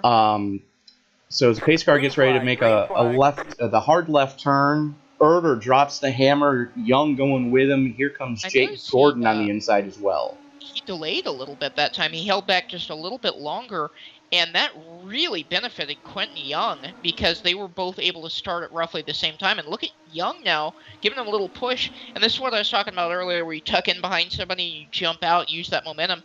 The draft in these cars is borderline broken. You can really get up on another yellow. And that's Anderson and Osmer getting involved. Let's take a look and see what happened there as you watch Anderson's day was going Anderson so just well for this. sideways. I'm thinking he may have taken tires already. My guess, to be totally honest with you, is that he has his car set up for clean air, and he was not in clean air. Well, the thing is, his last pit guess. stop, too, was a 29-second install stop. So that's long enough to change tires in this car. I'm thinking he had to have taken tires, and that is why that car is so just ornery. Poor Osmer. He's trying to get back to the pits, and the car is pulling to the right so hard. Yeah, we just watched it on the replay. He just looped it again. That's dedication, not towing, because he knows he can make it. It's going to take a few spins, but he's not. And he is definitely speeding in the pits. Yeah, and I think at this point he goes, I got to get back there. I'll take the EOL. I've got to get in the box. I've got to get this car fixed. Either way, both these guys are going a lap down right here. And there it goes. They're both a lap down.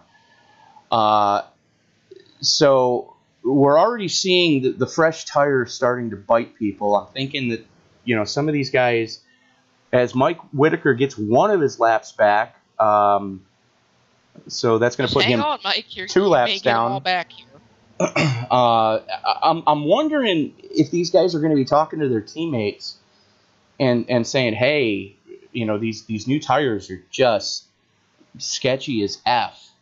Well, in my opinion, we don't have enough green flag laps on the tires to warrant a change. Again, this is me speaking from the booth as someone who has not run this many laps under green or yellow. I was only able to run about, I think, 50, 25, something like that.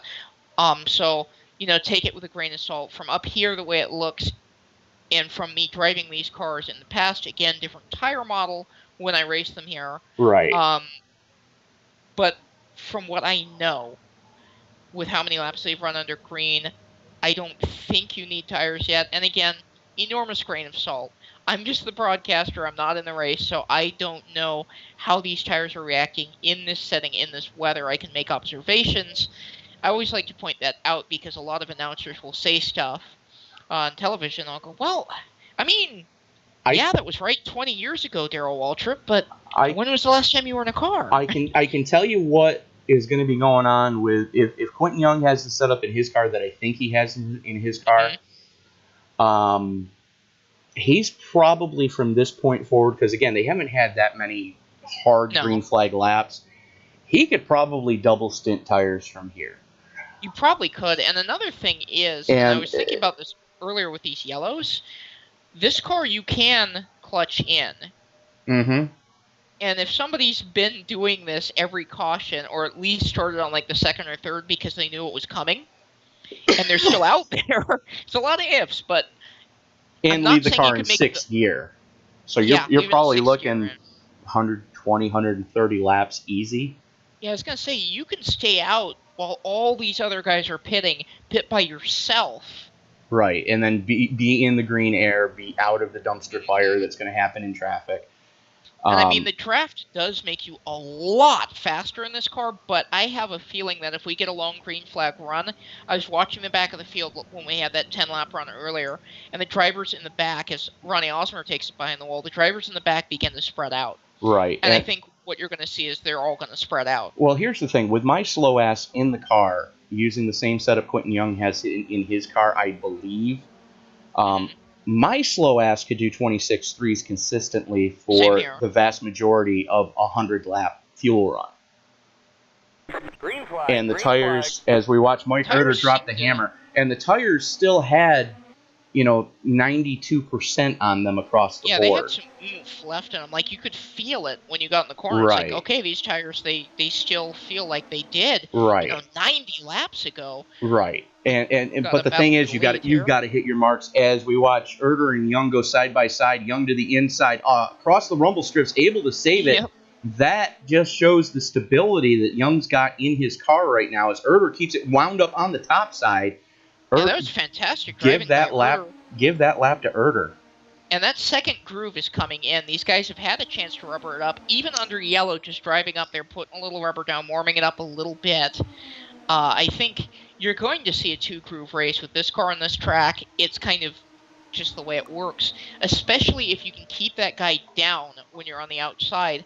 Make him flirt with the rumble strip. Make him nervous, Right. Otherwise, he's just going to walk away with it. But if you can really get that momentum and really get that swing, you can make it work.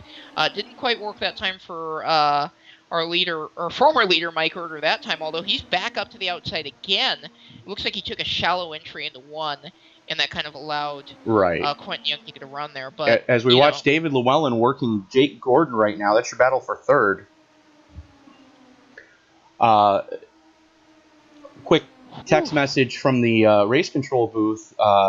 For those of you who were around in February for the Heartbreaker 150, Sam Cooper Bennett absolutely hitting the nail on the head. This race is quickly becoming another Bristol. Was it Bristol? Okay, well, I would say don't give up on it yet. Remember, these drivers don't drive this car most of the season. Milwaukee is not a track oft visited, so yes, give it but time. It is on the schedule for all 3 series this coming season. Sweet. Well, I know what week you're going to have me out of the broadcast booth and in one of the big cars then, because I love me some Milwaukee. Good. And I will drive the big car. Will you do me a favor this time? Yeah, don't crash or No. race. Even bigger favor. Would you please let everyone know in your normal racing posse that race is going to take place? Yeah. Because everybody seemed kind of shocked on Tuesday when I said, hey, XYZ, and they went, we didn't know anything about it. Yeah, I'll do that. I'll communicate a little better. It's been a rough time in Understandable. the fabulous and talented Wilson household, because I think that's how my last name is said, right? And we are working lap 90 right now, and the field's starting to get strung out a little bit. Yeah, and this is kind of what I expected to see once we got some green flag laps in here. I see the closest two right now, back behind Gordon and Young there, Dominic Byrne and Tyler Graff. They just swap spots there. Graff is kind of on the move. Basically, throw a blanket over your top 6. Mike Herter, David Llewellyn, Quentin Young, Jake Gordon, Tyler Graff, and Dominic Byrne. And then you're 3.5 seconds back to Terry Adams, and he's running side by side with Bob Lacavara. That's your battle for 7th right now, and give it to Adams. That isn't Lacavara because they're coming up to lap him, and I was just about to mention lap traffic's going to come to play here. Lacavara 21 seconds back. Yeah. I stand corrected. As the leader, this can be very scary because it's going to change the air on your front wing. And Lacavara giving plenty of room on the high side. Good on you, Bob. Great sportsmanship as they go 3 wide into turn number 3 with Young on the inside, it looks like. No, that's Herter. Herter. Out of it to let him have it. That was Herter on the inside. Young trying to almost eating the pit wall. Herter pinching him down. Okay. Gonna have to give him a lane, and there it goes. And there it is. Yellow. Oh! The bang. There's the bang. We got 3, 4, 5 cars involved. Boom 6. goes the dynamite. 7 cars involved. There's 2 more charge in there. Full throttle. Terry Adams doing his best imitation of good that grief. Was every car but the leader involved in that wreck, and the leader was also involved in the initial crash. That was every car on the track. As you can see, let me know when you got the replay. I got the replay. There's Quentin Young going sideways. There's Jake Gordon going sideways. You see Dominic Byrne just blasting Young. And then everybody, and I do have... No, that was David Llewellyn getting sideways. I stand corrected. I have a lot that of was Llewellyn bombing it in there on his teammate. I think that folks in the back probably should have backed down a little bit more, because when they came charging in here, the track was blocked. Whitaker did. And I think that's got him slowed down. That's going to benefit Whitaker, because I believe that's going to hand him the lucky dog, because Graff and Anderson, Graff, wow. Yeah. Graff's car, I could read the right side pod on Graff's car. That was probably, I would say that was worse than the first wreck, only because it involved every single car on the speedway at once, except for Terry Adams and Mike Whitaker. No, Terry Adams is in it. Oh, no, Terry Adams was in it. You're right. It was Quentin Young and Mike Whitaker were the only. Quentin Young was at the beginning of it. He didn't make contact. He did not make contact. Let's go back and watch that again. Backing it up. Bear with me, folks. No, Quentin Young, yeah, he did get involved in that. Yeah. So just got it sideways, but didn't hit anything. Just looped it and, spin and kept going. Wow. Wow. I'm sorry, that was Mike Erder on the outside. You know what I'm seeing here? I'm watching Chase Cam on Mike Erder. I see netcode because they don't actually touch when they come in there. Oh no, that was arrow push or arrow loose. That was David Llewellyn just got just crazy sideways. He tried to stay off of Erder. Let's go to the Chase Cam on Llewellyn here. You see him going into one. Those are the teammates, by the way, I'd like to point out. There's a little bit of a wiggle when the netcode kicks in. You'll actually see Erder's car wiggle. So they didn't actually touch, but the game went, they touched. Well, David Llewellyn, and it's the teammates are running each other this hard. That's scary. The fact those guys are on the same team. And, Bob Lacavara just blasting the front end of Llewellyn's car. It looked like Llewellyn just got arrow loose. As you see, we're watching him come down the front straightaway again. That's Erder on the high side. We're following Llewellyn. And there's the burp to try to stay off of Erder. And the car was just, he had no air on the spoilers. I'd like to think if it weren't for the netcode that he probably would have been able to save it. It would have been close. You can see that little bobble. It would have been close. He would have at least spun to the inside and not hit anything, and I don't think anyone would have had to avoid him. But that netcode kind of made the car snap around quicker. At least that's what I'm seeing on my client. Everybody's client is going to rate it a little different. Lights are out on the pace car. Mike Erder, Jake Gordon, Quentin Young, Dominic Byrne, Bob Lacavara, David Llewellyn, Mike Whitaker, Jay Anderson, Tyler Graff, and Terry Adams, the last car still running. Whitaker 1 lap down. Lacavara, Llewellyn, Whitaker 1 lap down. Jay Anderson, Tyler Graff 2 laps down. Terry Adams now 3 laps down. And then there were 4. And then there were 4 on the lead lap. Erder, Gordon, Byrne, and Quentin Young. We're working our way into the final 100 laps here. This is going to be lap 98 as we go green. Now, with the way iRacing scores, that doesn't mean that there are 102 to go. It means there's 103 to go. Some tracks score that way. iRacing scores that way. Right. It'll be 103 at the stripe. Right. So mainly, probably we're going to want to keep our eye on these top 4 here because these are the ones who are on the lead lap. These are the drivers who can go for the win. Right. And just a brilliant start there for Mike Erder once again. And you see Dominic Byrne just bomb it into turn number 1, hoping it's going to stick. Yeah, you see him fighting with Jake Gordon, who currently sits in second. Gordon in the black car, Byrne in the pink car. As everybody getting a little bit of arrow push coming through 3 and 4. Erder, I'm wondering if the tires are starting to give up on Erder's car. I would believe so. Jake Gordon. Got a blinker too. Yeah, it's Jake Gordon. It's Dominic for me. I saw Dominic. Okay. Normally it's Jake, so I apologize, Jake. I expect it to be Jake, but he actually took a shot on the outside for the lead there as we got 2 of them fanned out 2 abreast back there, Dominic Byrne and Quentin Young getting back in the line. But this is what you were talking about with the arrow push. You're going to see cars look like they're ducking to the outside at times when they aren't because the cars are just so tight. I mean, look at Dominic Byrne off turn 2 there. And you kind of have to use that momentum as Jake Gordon goes for the lead again.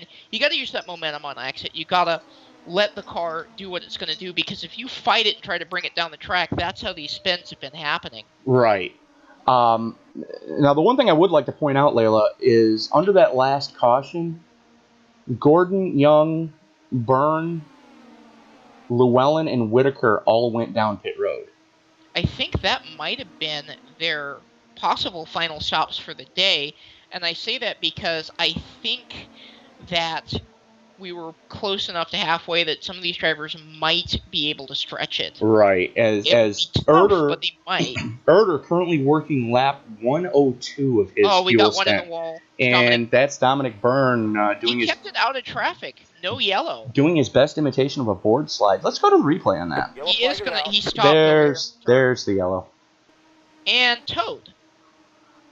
So I don't know if that's him wanting to put it behind the wall or what. I can definitely see, yeah, he's going to tow it behind the wall, and he was on the lead lap. He was, but he caught the marbles. He was right tucked up under Tyler Graff, and it looks like both of them were looking for a late apex, and Dominic just had no air on the front spoiler.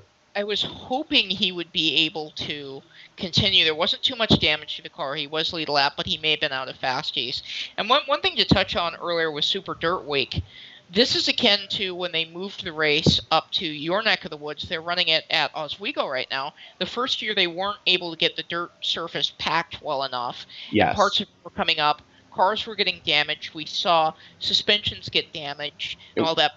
But Super Dirt Car as a, or I should say WRG, as a sanctioning body didn't get frustrated and go, gee, we'll never do this again. They just said, well, we'll do it better next time. Yeah. And I think that's something we have the opportunity to do here. I'm not ready to give up on this. And funny you should mention that, because what we just watched Dominic Byrne do is as David Llewellyn gets the lucky dog and goes back to the lead lap. Now he'll be that fourth car. Right. No, but what we just watched Dominic Byrne do is exactly what Timmy McCready did going into turn one at roughly lap 160, I believe it was. Was he the one who got all four tires up in the air? He was the one who had all four tires up onto the air and was actually on the boilerplate wall going through turn one. The unfortunate part with these big events, whether they be in iRacing or in real life, is that sometimes things, when they go wrong in a big event, they go really wrong. Like, you remember the time in the All-Star, or whatever the heck they're calling it now, back when it was Winston Cup, when it was raining in turn one? Yes. But as the drivers took the green, they didn't know. You see crazy things happen at these events, and especially the first time you do one, right, like Super Dirt Week at Oswego. This is when the glitches come out as the first time around. So, but it's still an awesome event. Yeah, and no doubt about it. It's an awesome event. The green flag laps in. Right. I mean, these guys are putting it down. Yes, they are.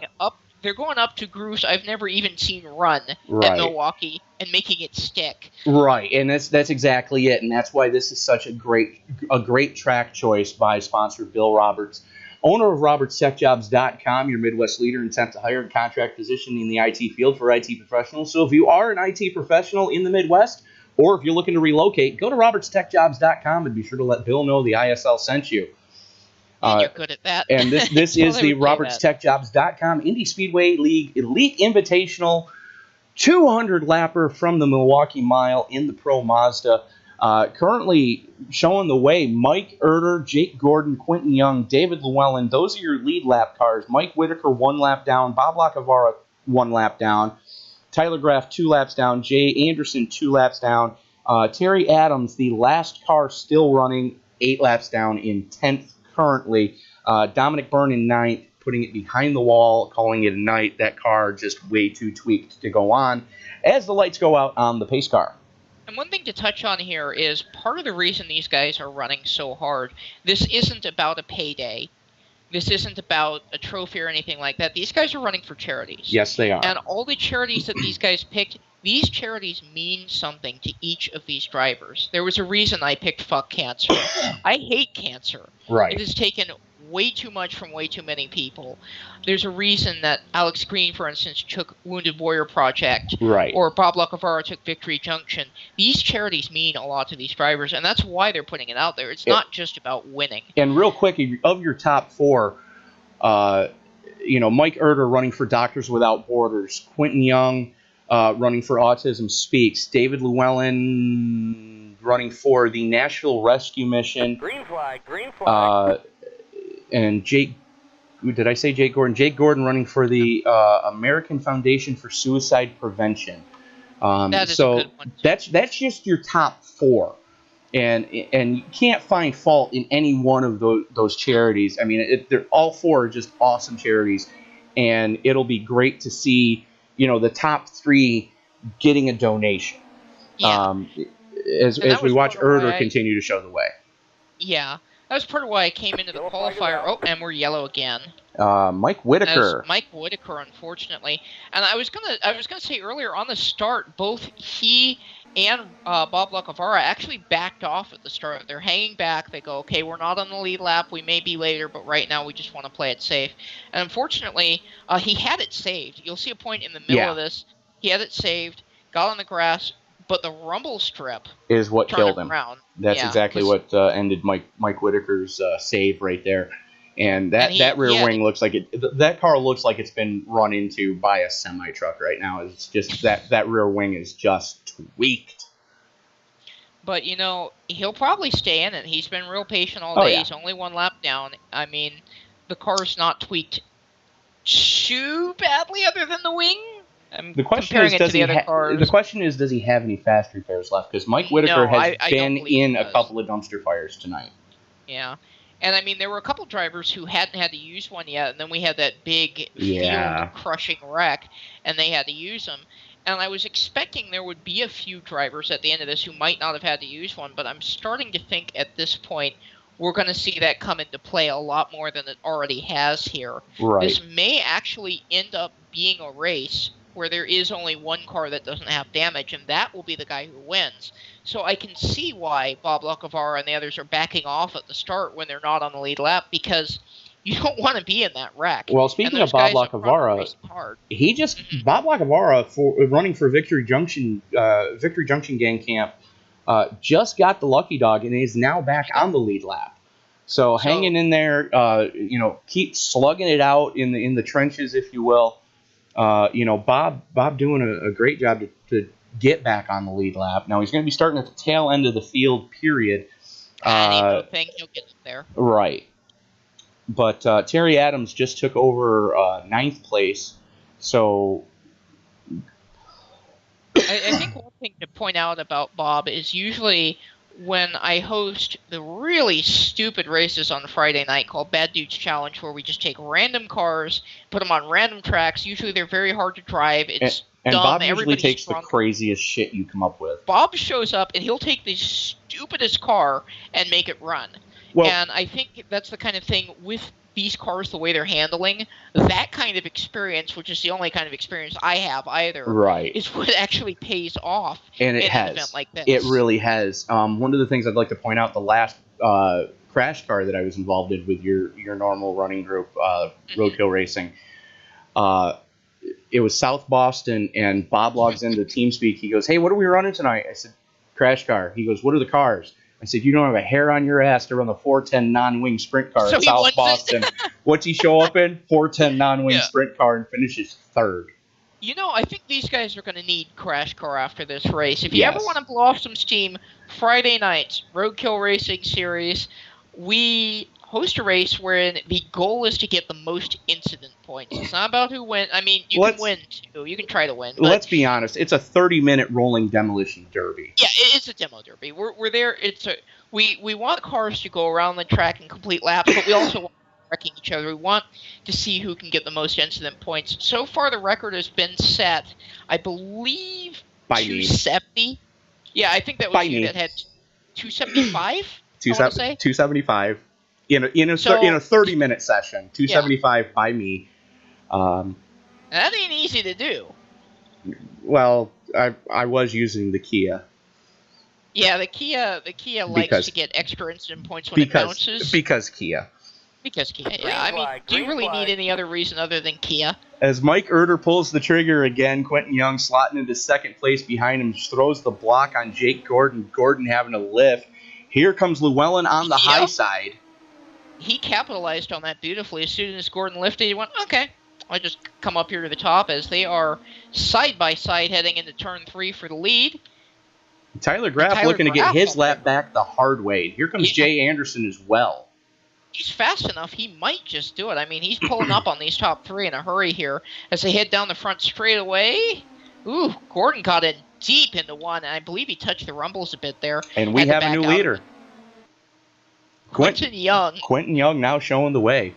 He's been a bridesmaid for the last 100 laps or so. Well, probably not all 100, but he's been up there in second, finally getting his shot at the lead, and I don't think he's going to give this up very easily. Right, and I would like to point out Quentin Young has had a stop already.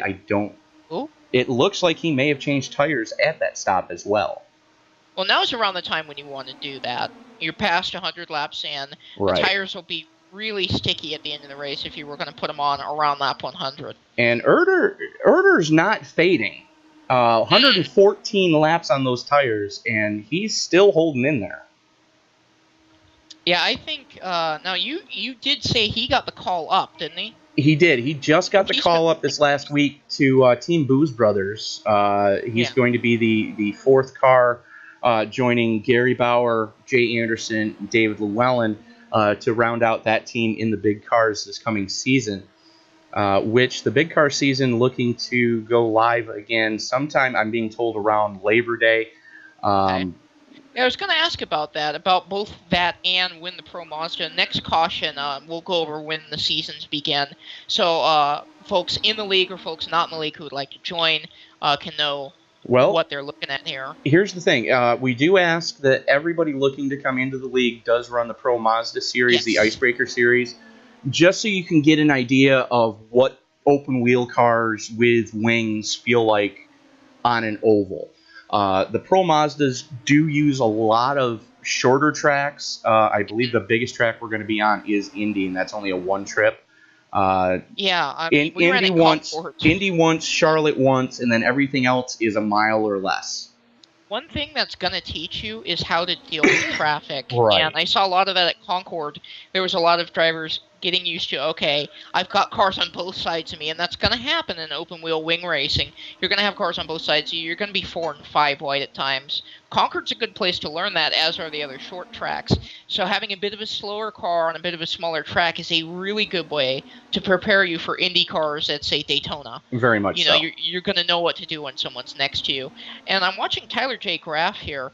He is really doing a good job at just hanging out, getting ready to make that pass and get back on the lead lap if he can. He hasn't really made any crazy moves yet. He doesn't really want to ruffle any feathers. He knows what he's got to do. He's got to be up there. He's got to be in position to get that lap back, because we may not have another yellow. Knock on wood. Right. As Erder takes back over the top spot, Brent was throwing dust up there. He was way up top. He was way up in the marbles, and how he saved that car, I have no idea. I believe that's Tyler Graff who was inside. Yes, it is. Now, Graff, when did he stop? Do we know? And did he take tires? Graff's last stop was 25 laps ago, and it was off of a tow, so I have absolutely no idea. Gotcha.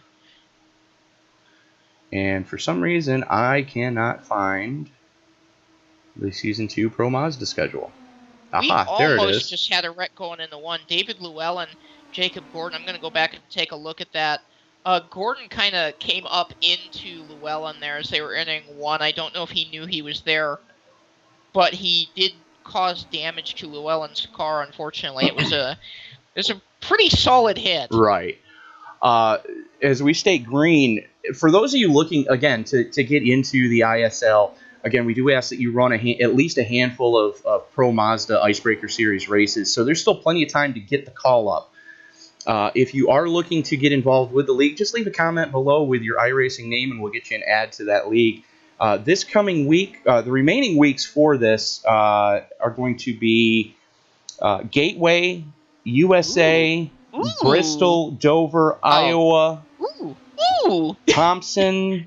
I believe Thompson's going to be at night as well. Yeah. Then we're at Milwaukee, and then we're at the Brickyard. So I'm listening to the radio chatter right now. Llewellyn does have damage, and unfortunately, he's got a pit now because of that move by Gordon. Definitely not exactly an advisable move. I'm not sure if he knew David was next to him, but unfortunately, that's going to knock David Llewellyn out of contention, especially if this thing stays green. So now Gordon is up to third. Tyler Graff there is one lap down. You see him up here among the leaders. He's trying to get his lap back. Trying to get one of his 2 laps back the hard way. Yeah. If he can get one back and there's a caution, then he would also be lucky dog. No.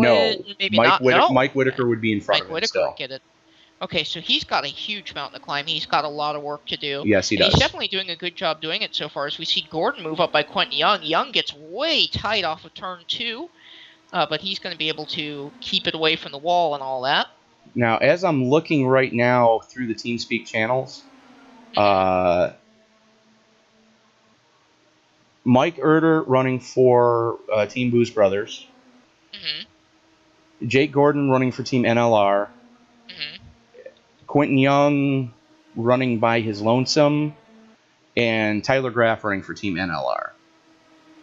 As Graff looks to the inside of Erder, Graff... He's going to get that lap. One of his 2 laps back so far. Right on Tyler, doing it the hard way. Now, Mike Erder is not done yet. As you see him coming up the outside here, we're going to enter turn 1. He's going to take a wider entry than we're used to seeing, because I was talking about earlier, he's been holding it down as Graff eats the rumble strips. Oh, this is going to end poorly as we're almost 3 wide. Jake Gordon getting a great run off of turn 2. That was definitely an aggressive move, but it paid off. He got back by Graff. He doesn't have a pick between him and the leader anymore, so now he can definitely try and make a charge for it. Right, and the big loser in that whole exchange was Tyler Graff, as he went from getting one of his laps back to now losing it on screen, running 4th. Now you're looking at your top 3 in the race: Mike Erder, Jake Gordon, Quentin Young. And then Tyler Graff, the 4th car in shot right there, is currently 7th, 2 laps down. Yeah. So what I'm watching here is Jacob's really been carving his way up through the field. Very aggressive moves thus far, some contact with other vehicles. I don't think he's going to be able to muscle Erder out of the way he has been, because Erder is running a very different line from him. And I'm not saying he's going out there purposefully hitting people, but he is making very aggressive, possibly unadvisable in some cases, moves. And, it's his race to run, but that may not pay off for him up here. You see he's going to swing out to the outside there going in 1. What he's trying to do is he's trying to get under Mike in the center of the corner. Right. Because Mike's entering lower. And as Tony will tell you, when you enter on the bottom, there's a part in the middle of the corner where you're going to come up a little bit at almost any track. And right. Jacob's aiming for that. Well, here's the thing. If Jake Gordon is hoping to rattle Mike Erder, there's a reason why we call Mike Erder the Iceman. Yeah. The guy, he doesn't have ice water in his veins. He has ice, period. There's no water. It's all ice. Absolute zero, negative 400, and who gives a crap anymore degrees Fahrenheit. Mike Erder has just completely solid ice in his veins. Yeah, and speaking of solid ice in the veins, here comes Tyler Graff again. He got by both of those drivers there. That was Jake Gordon and Quentin Young while they were battling, and he's right back up on the Iceman's tailpipe there. Well, I guess the tailpipe's on the left side, but you get me. He's on his gearbox. Unfortunately, I don't think that outside momentum's going to keep him ahead of Quentin here. No. Coming out of 4. Well, it's a drag race, and Quentin had him by a nose going at the line there. Another thing to touch on, I think, is with the way Jacob's been driving, he may have burned his tires off a little bit. And one other little note is the tires are now warm and sticky enough that you can hit the rumble strip and get away. Yikes! Tyler Graff. How do you really feel? Back up. Were you scared, Layla? Yeah, it was as they're like, 3 wide going into turn 1. If you thought that one was scary, wait till you see this one. Oh, he's going to... Yep. He got a little bit of that mid-corner tightness from entering on the bottom. And you could see Quentin took a look there. He went, okay, little contact there between him and Graff. Now he's actually going to get under him in earnest. Let's see if Jake Gordon can go with. Left side tires in the grass for Quentin Young. And you're really seeing the stability of that setup that Young's got in his car as opposed to the ragged edge that Gordon and Graff are running. And there it goes. Announcer's curse. I just got through saying that you can run on the rumble strip. Just because you can doesn't mean it's going to work every time, unfortunately. Not really too much damage to either car there, except for Jake Gordon's left front torn up. So he's probably going to have to get that thing fixed. He didn't sustain any damage from when he got into David Llewellyn earlier. Well, we just watched what happened with Quentin Young. He hung 2 tires on the other side of the rumble strip. Mm-hmm. And decided to 50-50 board slide that car. So, here's the situation that we're in. Mike Erder, 136 laps into this fuel stint. He's got to pit sometime. Yes. Jake It Gordon may not be now, but he probably should now. Right. Jake Gordon probably going to need to pit for repairs. Quentin Young probably going to need to pit for new underwear. Bob Lacavara, who was the last car on the lead lap. I believe Mike Whitaker's going to be that now. Mike Whitaker getting the lucky dog from 3 laps down, now back on the lead lap. The car I think you'll want to keep an eye on here is David Llewellyn. He had to pit to get that damage fixed when he and Jake Gordon got together. Right. However, he probably took some fuel. And I don't think he's going to have to stop again. And I'm sure he's not the only one. But knowing that our leader has to stop, he may get his lap back. As we are 62? Should be. 60? Take a look at the scoreboard. It counts down. I don't have a scoreboard in front of me. No, it's in the infield. Just point your camera at it. I can't do that with the camera controls that I'm currently running with. That's right. You have a whole system. Okay, I'm sorry about that. Yeah, and I'll show you that sometime. Yeah, I was curious about it. But point is, if you end up seeing it, or if you can set one of the pit road cameras to look at it, you can just quickly look at it, and it'll show you, it counts down how many laps are left. Let's see if this will show me. Nope. That just shows me that. Let's see if this one shows me. Get a pit road camera and point at it. Survey says 64 to go. That's pretty useful. I found that out. I had to pull up my other. I had to pull up my other sim racing app's screen. So Mike Erter still not pitting. Interesting. I'm wondering how much he's got left in the tank. I think he's going to try and stretch this thing to the end. He may be that guy I was talking about earlier. You put it in 6, you clutch it in for every single caution. Yeah. By this point, you could have saved 100 laps. We've had a few cautions. So we'll be roughly 60 to go when the green flag comes back out. Would like to point out that you are watching a presentation of the RobertsTechJobs.com Indy Speedway League Elite Invitational. Brought to you by RobertsTechJobs.com, your Midwest leader in temp to hire and contract positions in the IT field for IT professionals. So if you are an IT professional in the Midwest, or if you're looking to relocate, go to RobertsTechJobs.com and be sure to let Bill know that the ISL sent you. So it looks like we got one to green here once again. And there's not too many cars in contention at this point. Again, around 60 laps to go. Should be 60 as we go green. That is going to allow opportunity for some of these other drivers to get their laps back. We saw Tyler Graf fighting for it. He's going to be fighting again. Right. We've got other drivers back there. Jay Anderson, he's still out there. He's 2 laps down. Right. So just to reset the field real quick, Mike Erter continues to show the way. Jake Gordon... Bob Lacavara in 2nd, Jake Gordon 3rd, Quentin Young 4th, Mike Whitaker back on the lead lap after being 3 laps down, currently sitting in 5th. David Llewellyn 1 lap down, Tyler Graf in 7th, 2 laps down, Jay Anderson in 8th, 2 laps down, and Terry Adams still plugging away 8 laps down in 9th. Terry. The last car still running.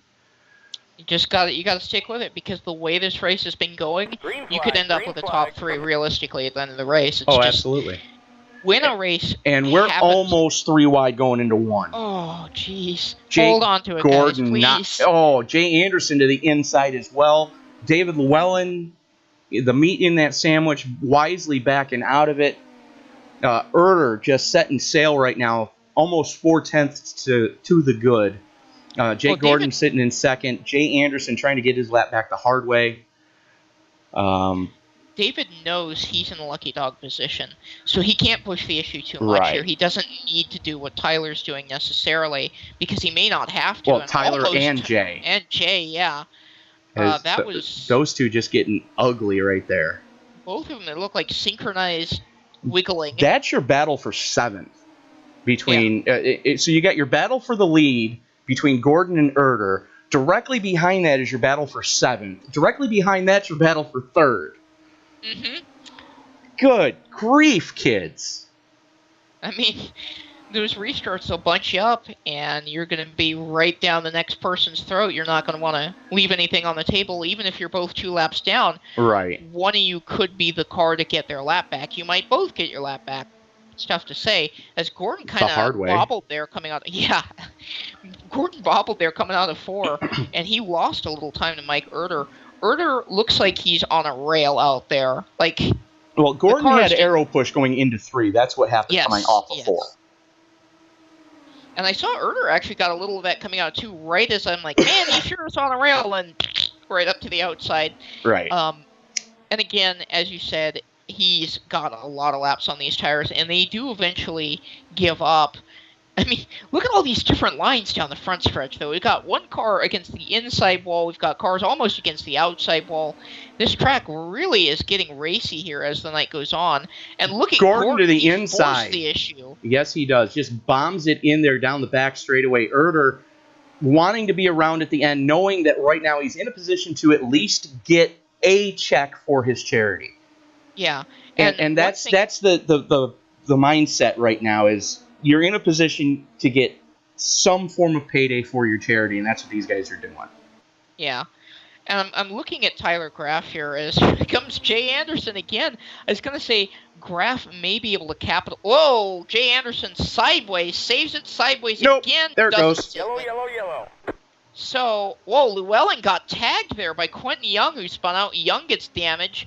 I don't know if that's going to strip Llewellyn of the lucky dog position, though. It should, because of the touch. That is a really unfortunate break if that's the case. I'm watching Llewellyn here. I want to see if there was actual contact, and there definitely is. And we're watching with Young and Llewellyn there. Young, just caught the marbles, plain and simple. He was so high up trying to give Dave room and stay off of Jay and not have Jay kill his own team, or not have David kill his own teammate. Quentin Young just ate it in the marbles, just light contact, if any. So we're about to see if that may have cost Llewellyn the lucky dog. I hope it didn't, because he did everything right. Right. And but here's the thing: if it did, that's going to give it to Tyler Graff. So he'll only be one lap down, and there he goes. Graff got it. So he is now on David Llewellyn's lap. So just terrible luck for David Llewellyn there. I guess it's just wrong place, wrong time. Yeah. So Quentin Young also is getting an EOL for that, and he currently is 5th place, last car on the lead lap. Now, I believe that means Lacavara is actually going to be starting up closer to the front. Right. So we may see him get involved in this. There's 2 cars between him and Quentin, and then between him and the lead battle are 2 more cars. Well, what's going to happen is it's going to put the lap cars to the back and then EOLs behind them. Okay. So Jake Gordon showing the way in the Mike Erder. Then Mike Erder. Then the world's Whitaker. fastest hippie, Look at him! Your DW12 Season 1 champion for the ISL, and he's showing exactly why he won the DW12 championship. Keep slugging away at it. Keep slugging away at it, taking it down pit road. Never count out Mike Whitaker in a fuel mileage race. It looks like he's just taking fuel. They're jacking up the front end. He is going to take some front tires at least. Hopefully he's just taking front so the car doesn't get scary loose. So that's going to put Bob Lacavara in 3rd, Quentin Young in 4th. Up goes the back end. Whitaker goes to 5th. I'm not sure he's going to have enough laps left, as we're working lap 148 currently. Yeah, we're going to go green realistically with 50 to go. Right. There's a lot of traffic, and this is not traffic you just pass. Right. Every one of these cars that's left in this race is somebody who's at least led laps in the big cars, if I'm not mistaken, other than I don't know if Mike Erder's led yet. Mike Erder's, well, he hasn't been eligible to run. He just got the call up. Gotcha. Okay. But I would like to, I got to personally thank league sponsor Bill Roberts, owner of RobertsTechJobs.com, for coming up with this concept. And like you've said, Layla, it's one of the first times we've done something like this. So there's always teething pains whenever you do something new. But this concept is so awesome. There are going to be a minimum of 3 charities that are going to benefit from Bill Roberts' generosity here tonight.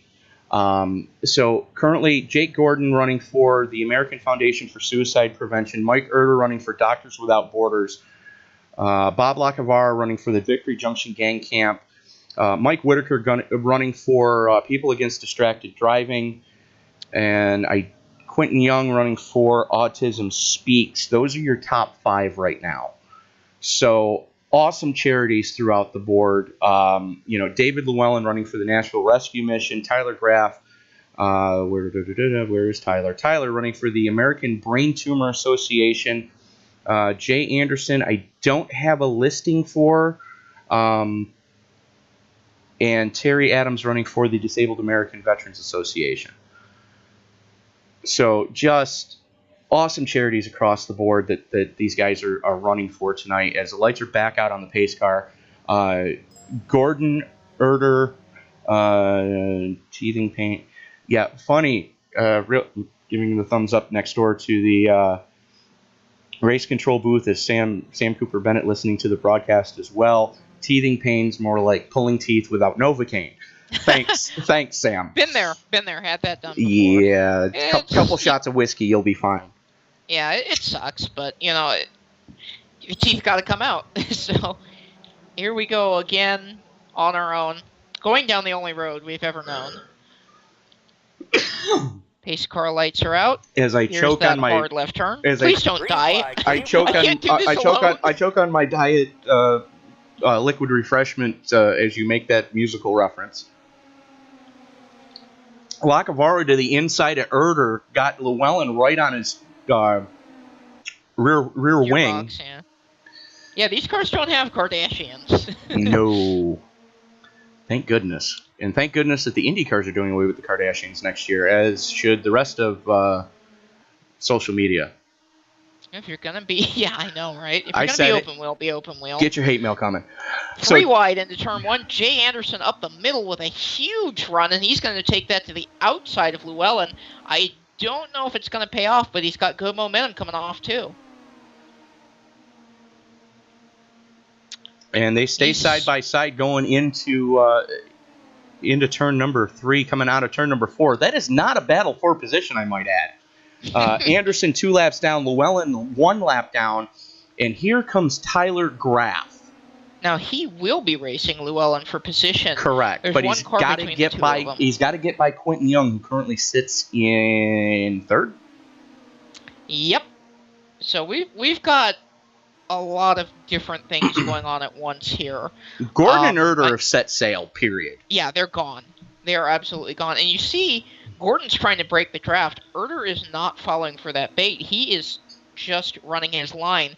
And at a track like this, you can probably get away with that. I mean, you don't necessarily, as you see once again, he's trying to break the draft. You don't necessarily want to deviate because you may screw up your corner entry, which is very important here. Here's the other thing, too. Gordon is adding probably another 1/8 of a mile to the front and back straightaway. Yep. So Erder, by just running his line, there you go. Gordon's crap. Blinking, and that's our Sam. leader. As I had What's he letting you know? It wouldn't be a broadcast with me at the controls if I didn't have something up at some point. I had the RobertsTechJobs.com Elite Invitational logo up on the screen as we just went through 4 laps with that sitting there. Sorry, folks. Well, hey, now everybody knows who the sponsor is. Yeah, but nobody could see what the hell we were talking about on track. So, once again, you can see Gordon, he's getting down there. He's below that second line of crack sealer there. And it's like you said, he's adding a lot to his lap time. And, yeah, he may break the draft. And, yeah, maybe Mike may not catch him as fast. But I'm not sure if that's advisable, especially when he's starting to blink. Now, we only saw a couple of those a couple laps ago. But he's definitely starting to, run further down the track, trying to break that draft. I just don't know if that's really going to benefit him. As I have to mute somebody who comes into the TeamSpeak. Gary, we are in Skype. Thank you. So, Gordon, Erder, Young, Whitaker, Lacavara, Llewellyn, Graff, Anderson, and Adams. Your cars left on the track right now. Mike Erder with the oldest tires on track. 158 laps, and he's still hanging with Jake Gordon as we are impressive. We are quickly approaching 40 to go. Mm-hmm. And this, I figured the second 100 were going to be different, and they definitely have been. And we still did have a little rash of cautions there, but for the most part, this is where we're starting to see those long run setups come in. And it seems like Mike Erder may have the longest run setup of them all. Well, we're seeing Quentin Young start to reel everybody back in, too. As he got the EOL after that last caution.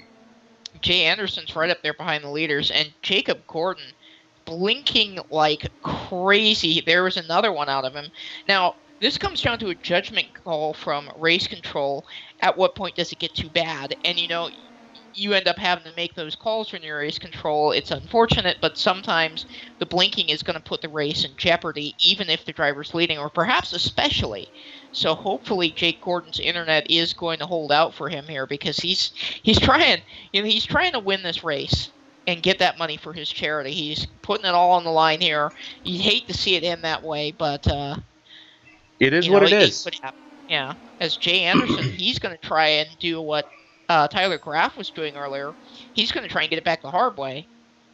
As Gordon blinking badly now. Mm-hmm.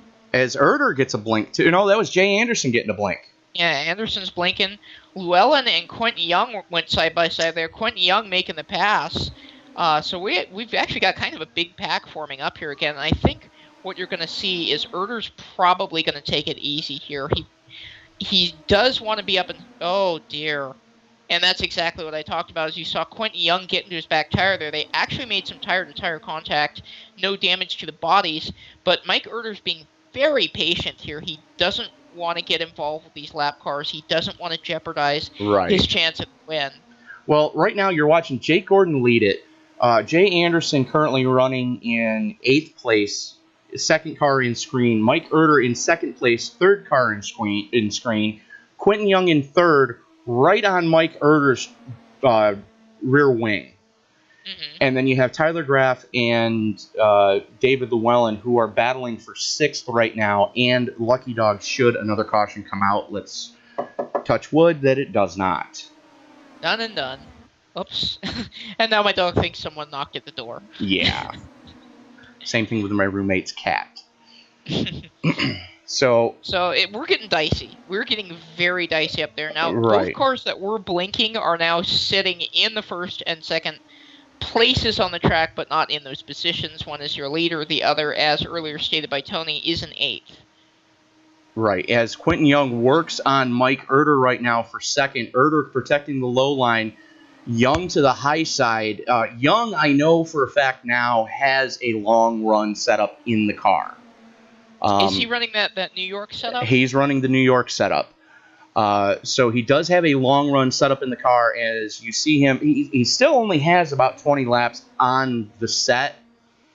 Ooh. But it's starting to really come in as he goes to the inside of Mike Erder. As Anderson goes by Gordon. Yeah, Anderson's got that lap. And Gordon given plenty of room. That's going to open the door for Quentin Young. Young to the inside now as they're almost 3 wide for the lead. Hey, let's go almost 3 wide. Oh, wow. Look at Erder just sneak it in there. But he's still under attack from Young. And Quentin Young to the point right now, side by side with Mike Erder as they both get by Jake Gordon. Side by side down the back straightaway. Here comes David Llewellyn as well. Oh, that's not going to work. And it didn't. And huge Young and Gordon eat the wall. Huge hit. And Gordon's going to end up on his roof. Both cars are on the roof. Both lead lap cars having to tow. Oh, man. That was just a heartbreaker right there. This is going to be the wreck that changes everything. So we're watching Young right now. And you see, Gordon takes it behind the wall. He tries to pinch Llewellyn down. Llewellyn keeps going. Young gets the punt. Young gets the punt and just nowhere to go. Jake Gordon disconnected. Yeah, he took it behind the wall. So my Lanta. So that should give Tyler Graff. Who's kidding? Mike Erder? Mike Erder is pitting, yeah. That's going to give Bob Lacavara the oldest tires on the track with 104 laps. Here come the front tires. And that's going to move Mike Whitaker, who I would like to point out again, Mike Whitaker, the world's fastest hippie and current DW12 Series champion for the RobertsTechJobs.com Indy Speedway League. Just to confirm that 4 tires on Mike. Is now leading the race. As Mike Erder taking 4 tires. So what were we saying earlier? Keep plugging away at it, keep plugging away at it, and keep plugging away at it. That's... David Llewellyn is also going to get a lap back here as Quentin Young pulls it behind the wall. Now, Llewellyn had a rash of bad luck. Now he's having a rash of good luck. This is going to put him back in contention. Right. Because he'll get the wave around here pretty soon. It's definitely the right idea for him to stay out. As Tyler Graff, he's going to work his way down pit road, also currently on the lead lap. Now, we just saw him and David Llewellyn battling for 6th, a lap down, and now things have changed considerably. That's going to mean that Jay Anderson is 1 lap down, the first car eligible to come back on the lead lap, and the last car in the race. Right. At least as far as I know. No, Terry Adams is still out there. Terry Adams is still out there, still plugging away at it. Those guys. Right. So Terry's gonna, before this is all over, as Quentin Young left the race as well. Terry Adams is gonna end up with a 7th place finish, if not better. If not better. Well, it depends on how the remaining 30 laps go. Mike Whitaker should have enough fuel to make it from here. Bob Lacavara, 105 laps in, probably is going to have enough laps to continue. David Llewellyn getting the wave around, so that's going to put him back on the lead lap. 5 cars on the lead lap. Whitaker, Lacavara, Erder, Graff, who got the lucky dog, and David Llewellyn, who's going to get the wave around as soon as the lights go out on the pace car. And there it goes, and there he goes. Oh, this ought to be interesting because we've kind of there's kind of a changing of the guard there, wherein you had a different group of drivers battling for the lead, and now 2 of them are completely fit. We're going to have somebody join us in the booth? Gary Bauer jumped into the TeamSpeak booth. And the more the merrier. I'm trying to add Gary Bauer right now to the Skype call here. And unfortunately, it's showing him not online, as Whitaker and Lacavara are going to bring him back to green. So if Gary will jump on Skype, we'll get him in on the call, and he can finish out the broadcast with us here. Yeah, it'd be nice to have the perspective of someone who was on the track, so we can kind of pick his brain. Right. As we're getting ready here. The field may be smaller, but the racing's not going to get any less intense. It's a great start there for Mike Whitaker. And we saw him get some of these... 30 laps to go. Whitaker showing the way. Erder, Graff, Lacavara, Llewellyn, your lead lap cars.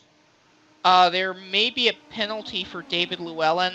He ended up passing Terry Adams before the start-finish line. We got one Jay sideways, Anderson. And he's around. And so is Terry Adams. Unfortunately, he's going to catch the inside wall pretty hard. Oh, let's back this up. Watch the car right there, the red and white car going into turn number 3. Just arrow loose, had all the air taken off his spoiler by David. It looks like David Llewellyn. No, that wasn't David Llewellyn. That was Tyler Graff taking all the air off his spoiler. Now, speaking of Llewellyn, I am kind of curious as to what's going to happen with the black flag he got. Because it says he passed before the start-finish line, but it looks like he's pleading his case right now to race control. So we'll see what happens with that, because it was kind of just a strange situation there. Yeah, that was an interesting deal right there. Let's see what takes place here. Now, I would like to point out Jay Anderson was in line for the lucky dog, had another caution come out. And David Llewellyn basically cold trickling the field, choosing the wrong line and going to the inside of Terry Adams. But looks like race control has cleared that flag, which is great news for Llewellyn, because he is still in a position where he could win this thing. There are currently 5 cars on the lead lap. Jay Anderson was going to be on the lead lap, but he was involved in that spin. And Terry Adams towing. So was Terry Adams. Terry Adams towing right now, so tough break for the Disabled American Veterans backed car. Disabled American Veterans, an all-volunteer, non-critical medical transport fleet for America's veterans. For more information on how you can get involved in helping out with the DAV, go to dav.org. So we're getting ready to reset the field here.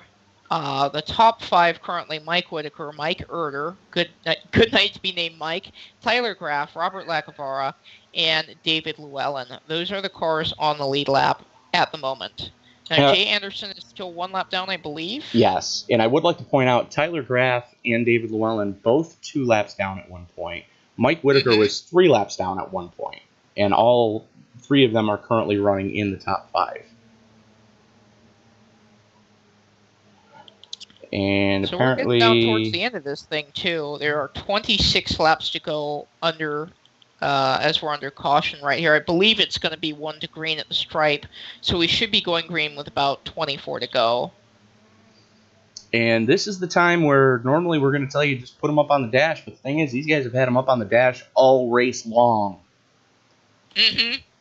Yeah, there are definitely no punches pulled today, and I kind of had a feeling that it was definitely going to be a very aggressive race. As Terry Adams is coming back out of the pits, so fortunately, I think that tow didn't harm him too much. He was already 8 laps down. He's just out there trying to pick up spots. Right. And he will be up in the 7th position before this thing's over. He's got another 2 laps, and he's going to pass 2 more. You are correct.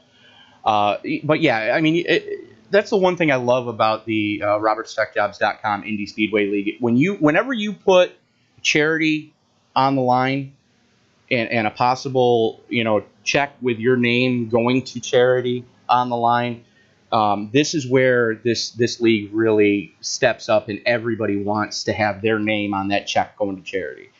We did it for the PH Aware race earlier in the season. We did it for the suicide prevention race earlier in the season.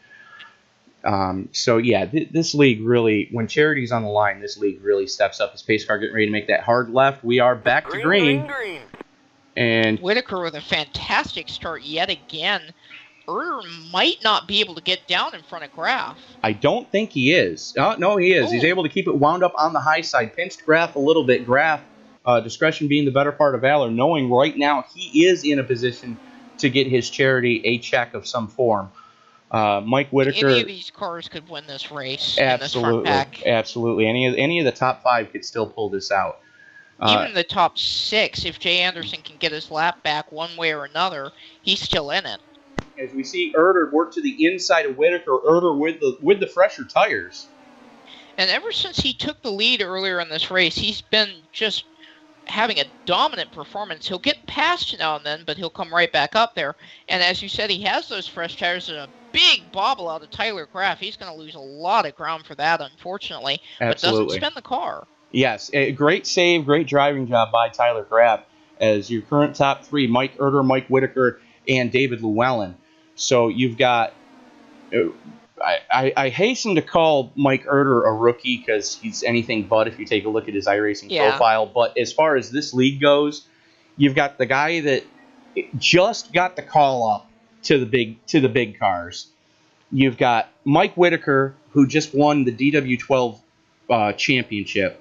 And you got David Llewellyn, who every chase that this league has had since day one, or since season 1, he qualified for the season 1 IRO5 chase. He qualified for the season 2 IRO5 chase, and he qualified for the season 1 DW12 chase.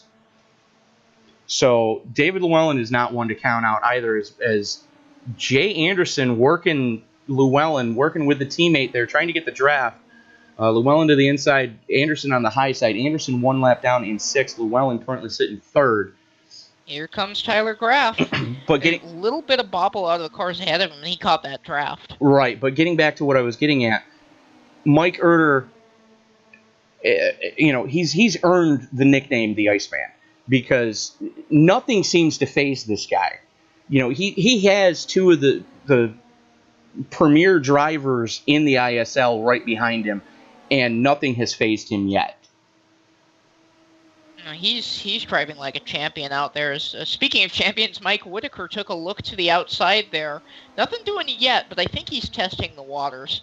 And you kind of want to make sure that your car is going to be able to make that move that you're trying to make later on in the race. Right, as we are 18 laps to go. Erder, Whitaker, Llewellyn, Graf, Lacavara, Anderson, and Terry Adams just taking over the number 7 spot. Right now. Right on, Terry. Keep plugging away, dude. So you got to give everybody on that's currently still running props that, there were issues earlier, and everybody that was just able to just keep digging.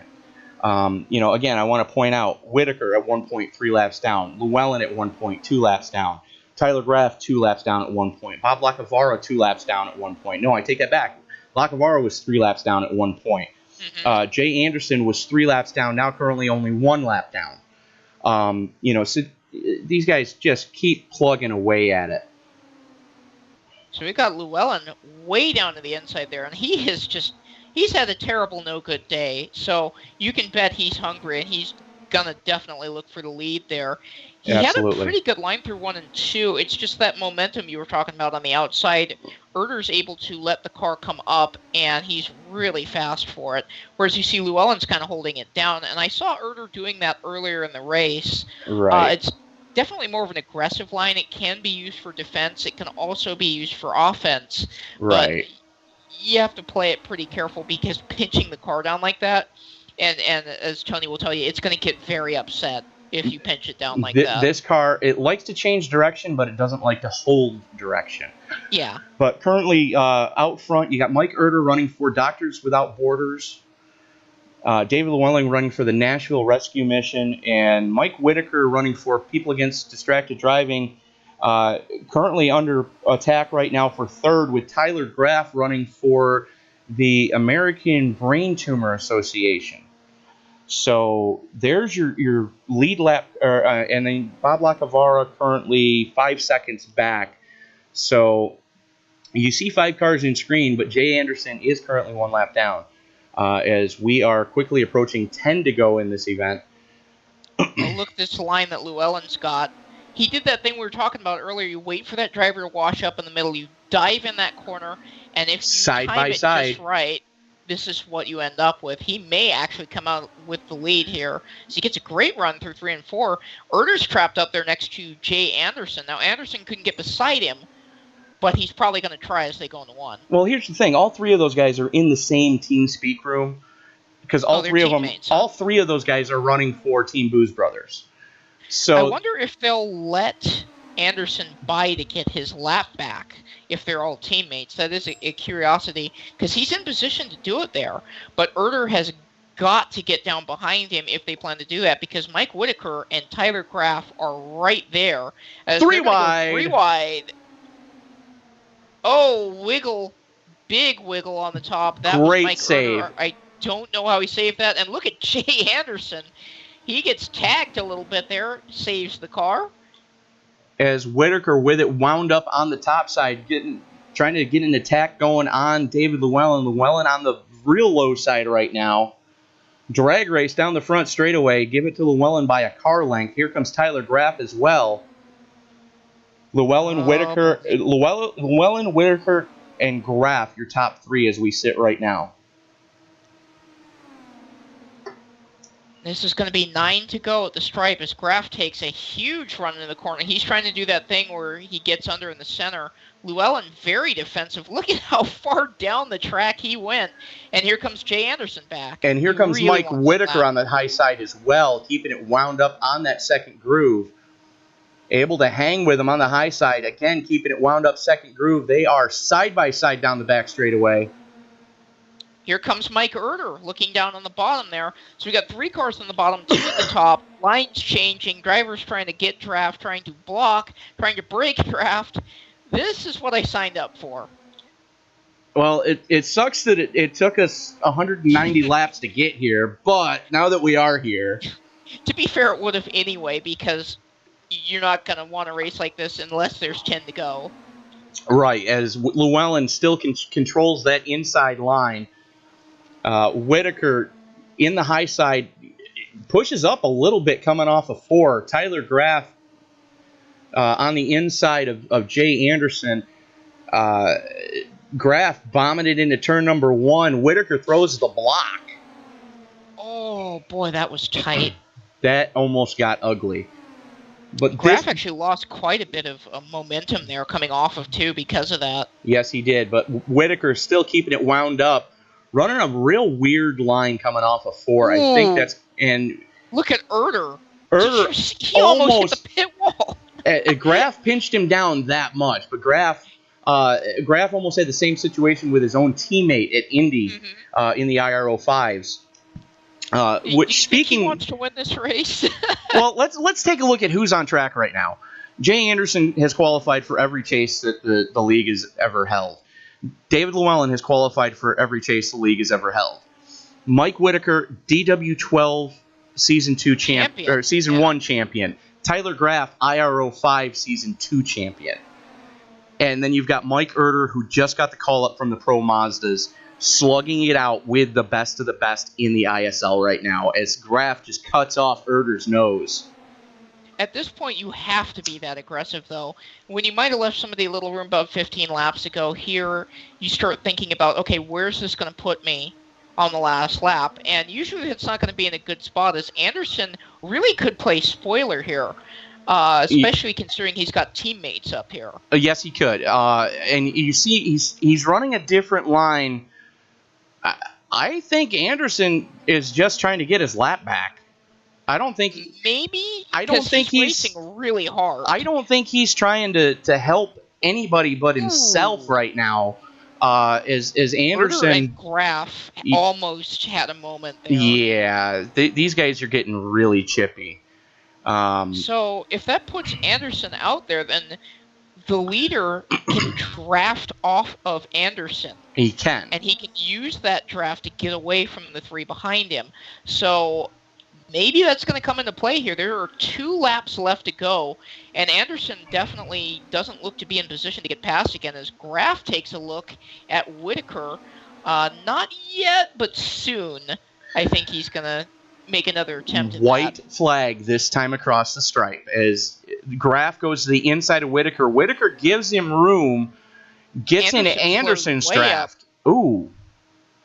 Anderson slowed way up. Yeah, that was team orders right there, it looked like. I believe that's team orders. He may be trying to defend the leader here as Tyler Graff tried to get a run, couldn't. Now he's under attack. Whitaker gets a run up the outside. Here comes Mike Erder. But right now it's looking really good for David Llewellyn, who's had an awful day thus far. But coming out of turn 4... Oh, they touch! Oh, man.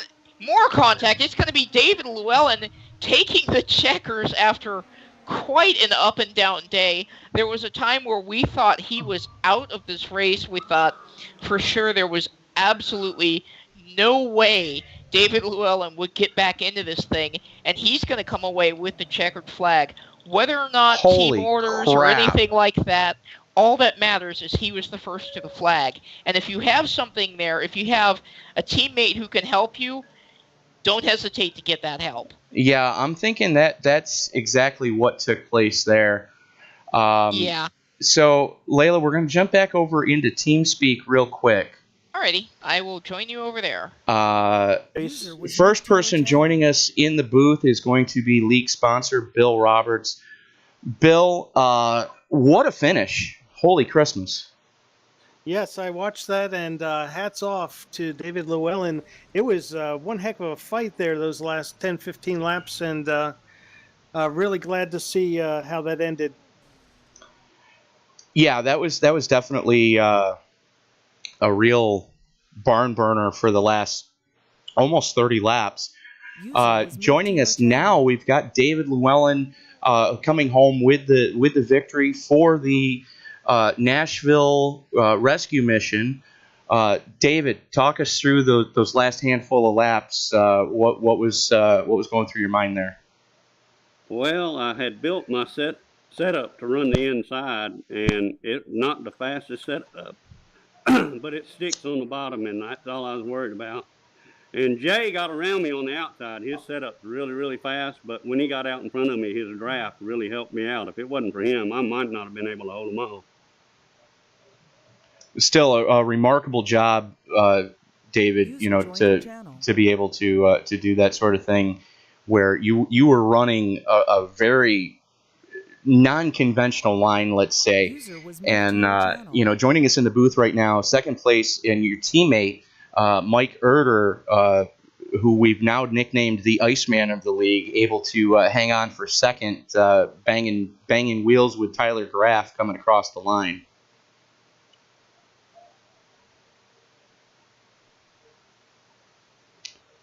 Mike, do you have us in TeamSpeak, sir?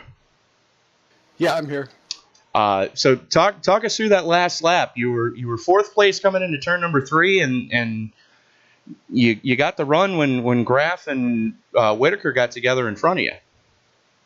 Yeah, it all happened on that back straight when I came up on the outside of Tyler and had nowhere to go. So I figured my only chance is down low, and I knew I could keep it low. They skirted it up a little bit high and managed to take it from them. It was intense. Well, still, you came home with a second place for Doctors Without Borders, so congratulations on that one. And walking into the broadcast booth now, we've got the driver who was driving for the American Brain Tumor Association. Correct me if I'm wrong, Tyler? Yeah, that's right. Okay, American Brain Tumor Association. Tyler Graff able to hang on for third. We saw a little bit of contact coming through the 3-4 complex there on the last lap. Talk us through what happened from your perspective.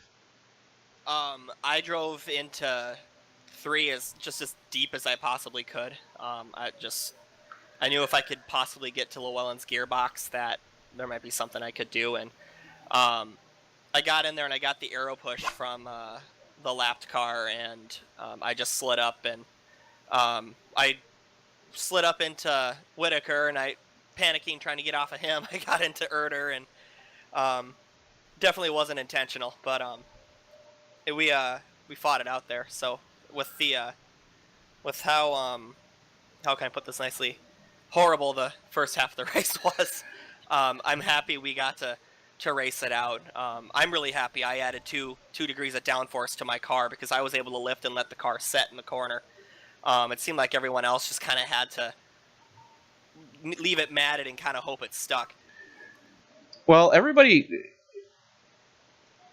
currently, that finished in the top 3, with the exception of Mike Erder, you guys were multiple laps down at one point. Was there any time where panic started to set in? David, Tyler, if you guys want to chime in on this? You go ahead. I just was, I'd built my setup to be stable and go to long run, and I knew there'd be as many cautions as the first half happened. I kind of getting worried when the field was thinning out, but there were still cautions, and that's probably what made it. Yeah, that's kind of how mine was too. I think my setup actually was running its best when I was 2 laps down trying to race for my lap back. My car, if it got under like 2 gallons of fuel, it just did not like it. So I kept having to put fuel in the thing. So at the beginning of the runs, it would kind of hurt me a little bit. But when I was racing for those laps back, I just made sure that I was racing the guy that I was racing for the Lucky Dog with as hard as I could. Because it's one thing to race for the lap back, but it's another thing to keep the guy that's behind you trying to get the lap back at bay. And the cautions just fell the right way as well. Yeah, if the leader hadn't that last caution that I got my lap back, if he hadn't have pitted, I don't think I'd have gotten on the lead lap. So that helped me out. I guess you had to go in and get tires or fuel or something. Now, Mike, you were the leader that he was referring to. We watched you go 130 something, almost 140 laps on that first fuel stint. How close were you to bingo when you finally did pit? I was down probably less than a gallon, and cautions were coming fewer and farther between, so I thought I'd better get in there. I was relieved to see it. Fair enough. And I know Layla Wilson can chime in here. Layla, I can hear her. Yeah, we hear you, Leah. Okay, good. Yeah. Sorry, I forgot I had you muted because I didn't realize you ended the Skype call. Because I was like, Sorry. I was trying earlier to ask a couple questions. I'm like, oh, I don't know if they heard me, so then they kind of got quiet. No, it was just me. Sorry, Layla. Go ahead. Oh no, I was gonna ask Mike Erder how he dealt with the pressure of having a champion and a bunch of chasers behind him, because you looked ice cold out there, like nothing got under your collar, and we were talking about that, like, is he gonna crack under the pressure? And that moment never seemed to come. Well, I tell you, Quentin and Jacob were both tough, real tough, when they were behind me or in front of me. That was some tough racing. Yeah, I'm worn out. I'm sweating. And rightfully so, because I would like to point out to you, Mike, because I'm not sure if you're aware of it or not, but David Llewellyn has qualified for every chase that this league has ever held. Season 1 IRO 5, Season 2 IRO 5, and Season 1 DW12. Mike Whitaker has qualified for every chase that this league has ever held, and is the defending now Season 1 DW12 champion. Tyler Graff, I know you're proud of this one, Tyler, Season 2 IRO 5 champion, and you just you've legitimately earned the name the Iceman from here on out, Mike. I tell you, I've learned years ago racing motocross, if you want to go fast, ride with fast guys, and that's kind of why I joined this league, is learn how to race ovals, and I'm learning a lot. The other question I had is, I noticed a lot of you guys were able to actually get a second, a third, even a fourth groove in. Tell me about working in the track on the top and running there as the race went on, and what challenges that posed as opposed to the bottom, because I saw you guys got some really good momentum up there, but it looked dangerous. I don't know about anybody else. I got wide there about 20 laps to go or so, and the car started going sideways, and I got in the marbles, I guess. I couldn't run up there. Yeah, I did the same thing, 20 to go, and I think I probably did it 20 laps in too. And yeah, if the car got sideways anywhere on the track and you were able to save it, it was just insanely difficult to do. It took anything that you've ever learned in driving ever to try to save a car when they got loose, because usually they were just snap see it by. Well, I think what Layla was getting at, though, is Milwaukee is indicative of one groove track. Well, one, maybe 1.5. If you get more than the left side tires off of the dark portion in the corners, the repave, generally you're just along for the ride at that point. But you guys were able to, lap after lap, get that true second lane going outside of the repave in the corners. Is that something that you had practiced earlier or not? Well, I practice it because when you come out of the pits on cold tires, you got to drive high till your tires warm up. And my setup was okay on the outside, but it wasn't as fast as other guys. If I wasn't in the draft, I'd lose speed. Yeah, for me, anything outside of that repave only really worked if you had some type of draft. I don't know why. I don't know if it was putting the air in a different spot on the car, but solo, I thought it was really, really tough to run any higher than a lane above that repave. All right. It was a fun race, so I really enjoyed it. Yeah, it was actually really fun to watch, especially the second 100. It seemed like you guys really hit your stride. It kind of seemed like the complexion of the race changed, and at that point we were looking at a much different event. It's kind of like, okay, here are the survivors of the first 100 laps, and you guys really put it down there on the second 100. Did it feel like there was sort of a paradigm shift around lap 99? Yeah, for me, there were fewer cars on the track, and I knew there were going to be fewer cautions, and my setup, is built for the long run, so the longer it ran, the better it got. Yeah, David's right, and at that point, when that 100 hit, you kind of knew who was going to be there at the end, so you could kind of start watching and planning moves as much as you can, and yeah, you could kind of it got a little bit more predictable for sure, I feel. Sorry to chime in, guys. I just want to throw another thing at you. Mike Erter's our hard charger as well. He started 16th and finished 2nd. Nice. Congrats. Wow. I was just about to mention that myself, Sam. Sam Cooper Bennett joining us in the booth from Race Control. Sam, Sam comes in, I gotta get going, by the way. So thank you very much for having me, and it was a blast watching you guys race. I'm probably gonna join you guys on the track in one of these things pretty soon, but I really have fun announcing you, so it's kind of hard to make the choice to get in the car. So I will see you guys later. Thank you for a fantastic race. Thanks, Leela, for being in the booth with Tony. I'm sure you appreciate your help. Yeah, it's nice that we can kind of go back and forth. We've kind of got like a thing down, so it's fun. It's a blast. I love it. And before Layla goes, I do want to make sure that you guys realize a challenge has been issued, and the honor of the ISL is at stake. Layla has challenged the entire ISL to a 3-hour figure 8 enduro. Oh no, ain't no way I could survive that. Not in this Oculus, I'd get dizzy. Oh no, it's even easy. It's even easier in an Oculus, Dave, because you can look, which is nice. But yeah, I could see getting dizzy. That I didn't think about that. That is tough for Oculus drivers. I've been in on one of your figure 8 sessions in the crash car or whatever, and it was just crazy. Big difference. The idea is to not crash. This one is going to be about wreck avoidant. Yeah.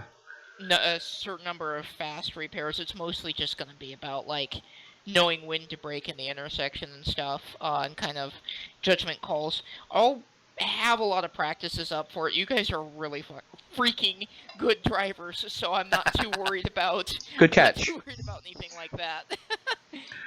But we'll turn. Thanks, Layla, for joining us tonight, and we'll catch you in the next one. We're going to turn things over now to series sponsor Bill Roberts, owner of RobertsTechJobs.com, your Midwest leader in temp to hire and contract positions in the IT field for IT professionals. Bill, what are your thoughts on what we just saw? Well, a couple things. Number one, I am glad that we had the open race that allowed Mike Erter to gain entry into this. The beauty of the open really shows some of the people who may have not won anything yet for lots of different reasons, and can really compete with the elite racers. So congratulations, Mike. Also, David Llewellyn, I didn't see the TV broadcast because I was spotting, but I believe he was at least one lap down. Is that right, guys? He was 3 at one point. Yeah, him and I were both 2 or 3 laps down. David was 3. Mike Whitaker was 3. Tyler was 2 at one point. Yeah, I know Mike was 3. That was also one heck of a run by Mike Whitaker, just out of the money there for a sponsor. But David, I would like to present to you a virtual check for $50. Congratulations on your win, and we will also be sending $50 to your Nashville charity. Can you tell us a little bit about your charity? The Nashville Rescue Mission is a faith-based charity. It helps the homeless. They provide meals and shelter and rehabilitation for families and individuals down on their luck. They're a really, really great organization, and I'm proud that I won the money for them. It's a great organization. All right, great. And then Mike, you've won $20 for your charity, the Doctors Without Borders. Can you tell us a little bit about that? Fantastic. You'll go to show you how just a couple of people can make a big difference in different parts of the world. Now, Doctors Without Borders, that's doctors volunteering their time to go overseas to help in third world countries, if I'm not mistaken. Yeah. Yeah, Mike, that's it. Mike, you almost won that $10 bonus for winning the whole thing. You were just a little shy by about half a second. Yeah, but if I didn't get it, a teammate got it, so that's not too bad. Oh, that's right, Bill. You weren't here in the broadcast on Tuesday. Mike Erder just getting the call up this past Tuesday from the Pro Mazda Series to be running in the big cars this coming season for Team Booz Brothers, and David Llewellyn being announced Tuesday as well as rounding out the Team Booz Brothers team for this upcoming season. Well, that's going to be a threat to be reckoned with. I'll tell you that. One of the dominant teams in the league. Yes, joining Gary Bauer and Jay Anderson, who have both been very competitive in the past. All right. Bill, I'd like to thank you for all you've done for the league and your sponsorship, and also your sponsorship of this great event, and we really appreciate you. I appreciate that too. Also want to thank Alex for setting up the race, and Sam for his race control, and the broadcasters, Tony and Leela. So everyone has done a great job here. And Tyler, go ahead. I was just going to say, before we go much further, Tyler Graff coming home in third tonight. Yep. So Tyler, you'll be getting a check will be sent to the American Brain Tumor Association in your name for $10. Awesome. Can you tell us why you chose that charity? Yeah. So Drive to End Brain Cancer, which benefits the American Brain Tumor Association. I started with a friend of mine who is a YouTuber that does daily vlogging, and he's had brain cancer. He's been through hell and back, 2 brain surgeries.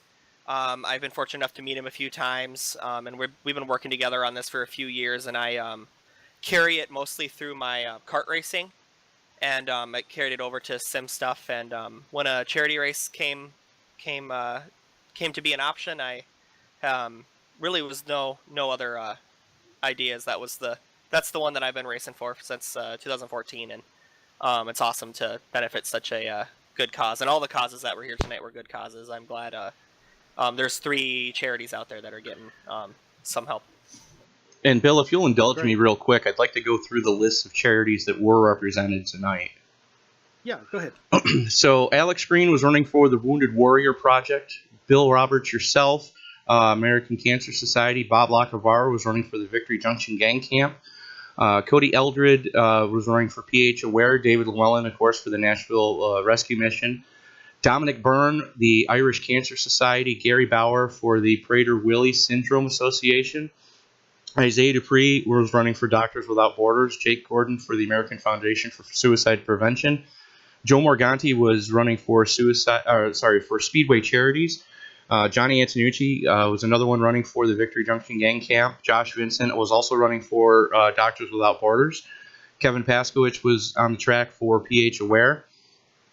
My broadcast partner, Layla Wilson, was on the track Tuesday night for Fuck Cancer. And yes, that is actually the name, folks. Go to themighty.org for more information on them. Martin Miller was running for PH Aware. Mike Whitaker, People Against Distracted Driving. Mike Woods, we saw Tuesday night running for the Arizona 100 Club, which represents the Arizona First Responders. Mike Erder, of course, running for Doctors Without Borders. Quentin Young was on track for Autism Speaks. Ronnie Osmer was on track for Ride to Give. Race Control, Sam Cooper Bennett, we saw him Tuesday night running for PH Aware. Terry Adams was on track tonight for the Disabled American Veterans. Go to dav.org for more information on how you can get involved in that. Tristan Anderson, representing the Canadian Cancer Society, and Tyler Graff, we just heard, was running for the American Brain Tumor Association. So awesome charities all around for everybody that was running tonight. And Bill, as Layla and I mentioned in the broadcast, when charities are involved, this league really has stepped up in the past. The one that sticks out in my mind was the PH Aware race that we had earlier in the season, where a check was cut for, I believe it was $50 for the in the winner's name of that race for PH Aware. And then you coming up with the idea to have everybody running for a charity of their choice tonight. On behalf of everybody in the league, Bill, we cannot thank you enough for everything that you've done for us. Well, we're happy to do it. RobertsTechJobs.com is happy to cut the checks for these in the names of those top 3 racers. And I would like to announce that if the competition will have us next year, we'd like to do this again next year with even a little bit more. in funding for the charities. And also, we'll have twin 20s for the heat races instead of 25 laps. And with the extra time, I'd like to announce that we'll have for the top 4 finishers, the top 2 in each of the 2 heat races, we will have 2-lap match racing to determine the final starting order. And there will be a cash bonus for the winner of the match races. So that should be a little bit exciting too. So like a trophy dash for the top for the top 8 spots. The top 4 spots would be racer against racer, mono against mono, for 2-lap shootout. Okay, that's gonna get interesting. We're gonna need to figure out a car that can be locked, cocked, and ready to rock right off the rip, and not have to worry about the cold tire monster coming and biting you. Or drivers are going to have to set up their cars so that they can go 2 laps flat out. But yep, right after the twin 20s. All right, so next season's broadcast for the All-Star RobertsTechJobs.com Indy Speedway League Elite Invitational is going to be very interesting. So stay tuned for that one. Bill, I can't think of anything else to say other than congratulations to David Llewellyn, Mike Erder, and Tyler Graff for earning for your respective charities. And again, if anybody would like to get involved in the Indy Speedway League, just go ahead and drop a comment below and leave your iRacing screen name. Especially if it has like a 2 or whatever on there. So we can get you added to the Pro Mazda Icebreaker series, because there's still plenty of time to turn and burn in that one before the next big car quote unquote series starts with the IR05s and DW12s. The Pro Mazdas this coming Thursday are going to be heading to Gateway at night, then USA at night, Bristol at night, Dover, Iowa at night, Thompson Speedway, I believe, is going to be a night race as well. Then we're going to be back here at the Milwaukee Mile, and then season finale at the Brickyard. So on behalf of Bill Roberts from RobertsTechJobs.com, your Midwest leader in temp to hire and contract positions in the IT field for IT professionals, on behalf of Alex Green, owner of the Indy Speedway League, for Miss Layla Wilson, who joined me on broadcast, Sam Cooper Bennett, who was on race control. Congratulations again to David Llewellyn, Mike Erder, and Tyler Graff. You have been watching a presentation of the RobertsTechJobs.com Indy Speedway League. RobertsTechJobs.com, your Midwest leader in temp to hire and contract positions in the IT field for IT professionals. So if you are an IT professional in the Midwest, or if you're looking to relocate, go to RobertsTechJobs.com and be sure to let Bill know the ISL sent you. We will see you Thursday night from Gateway.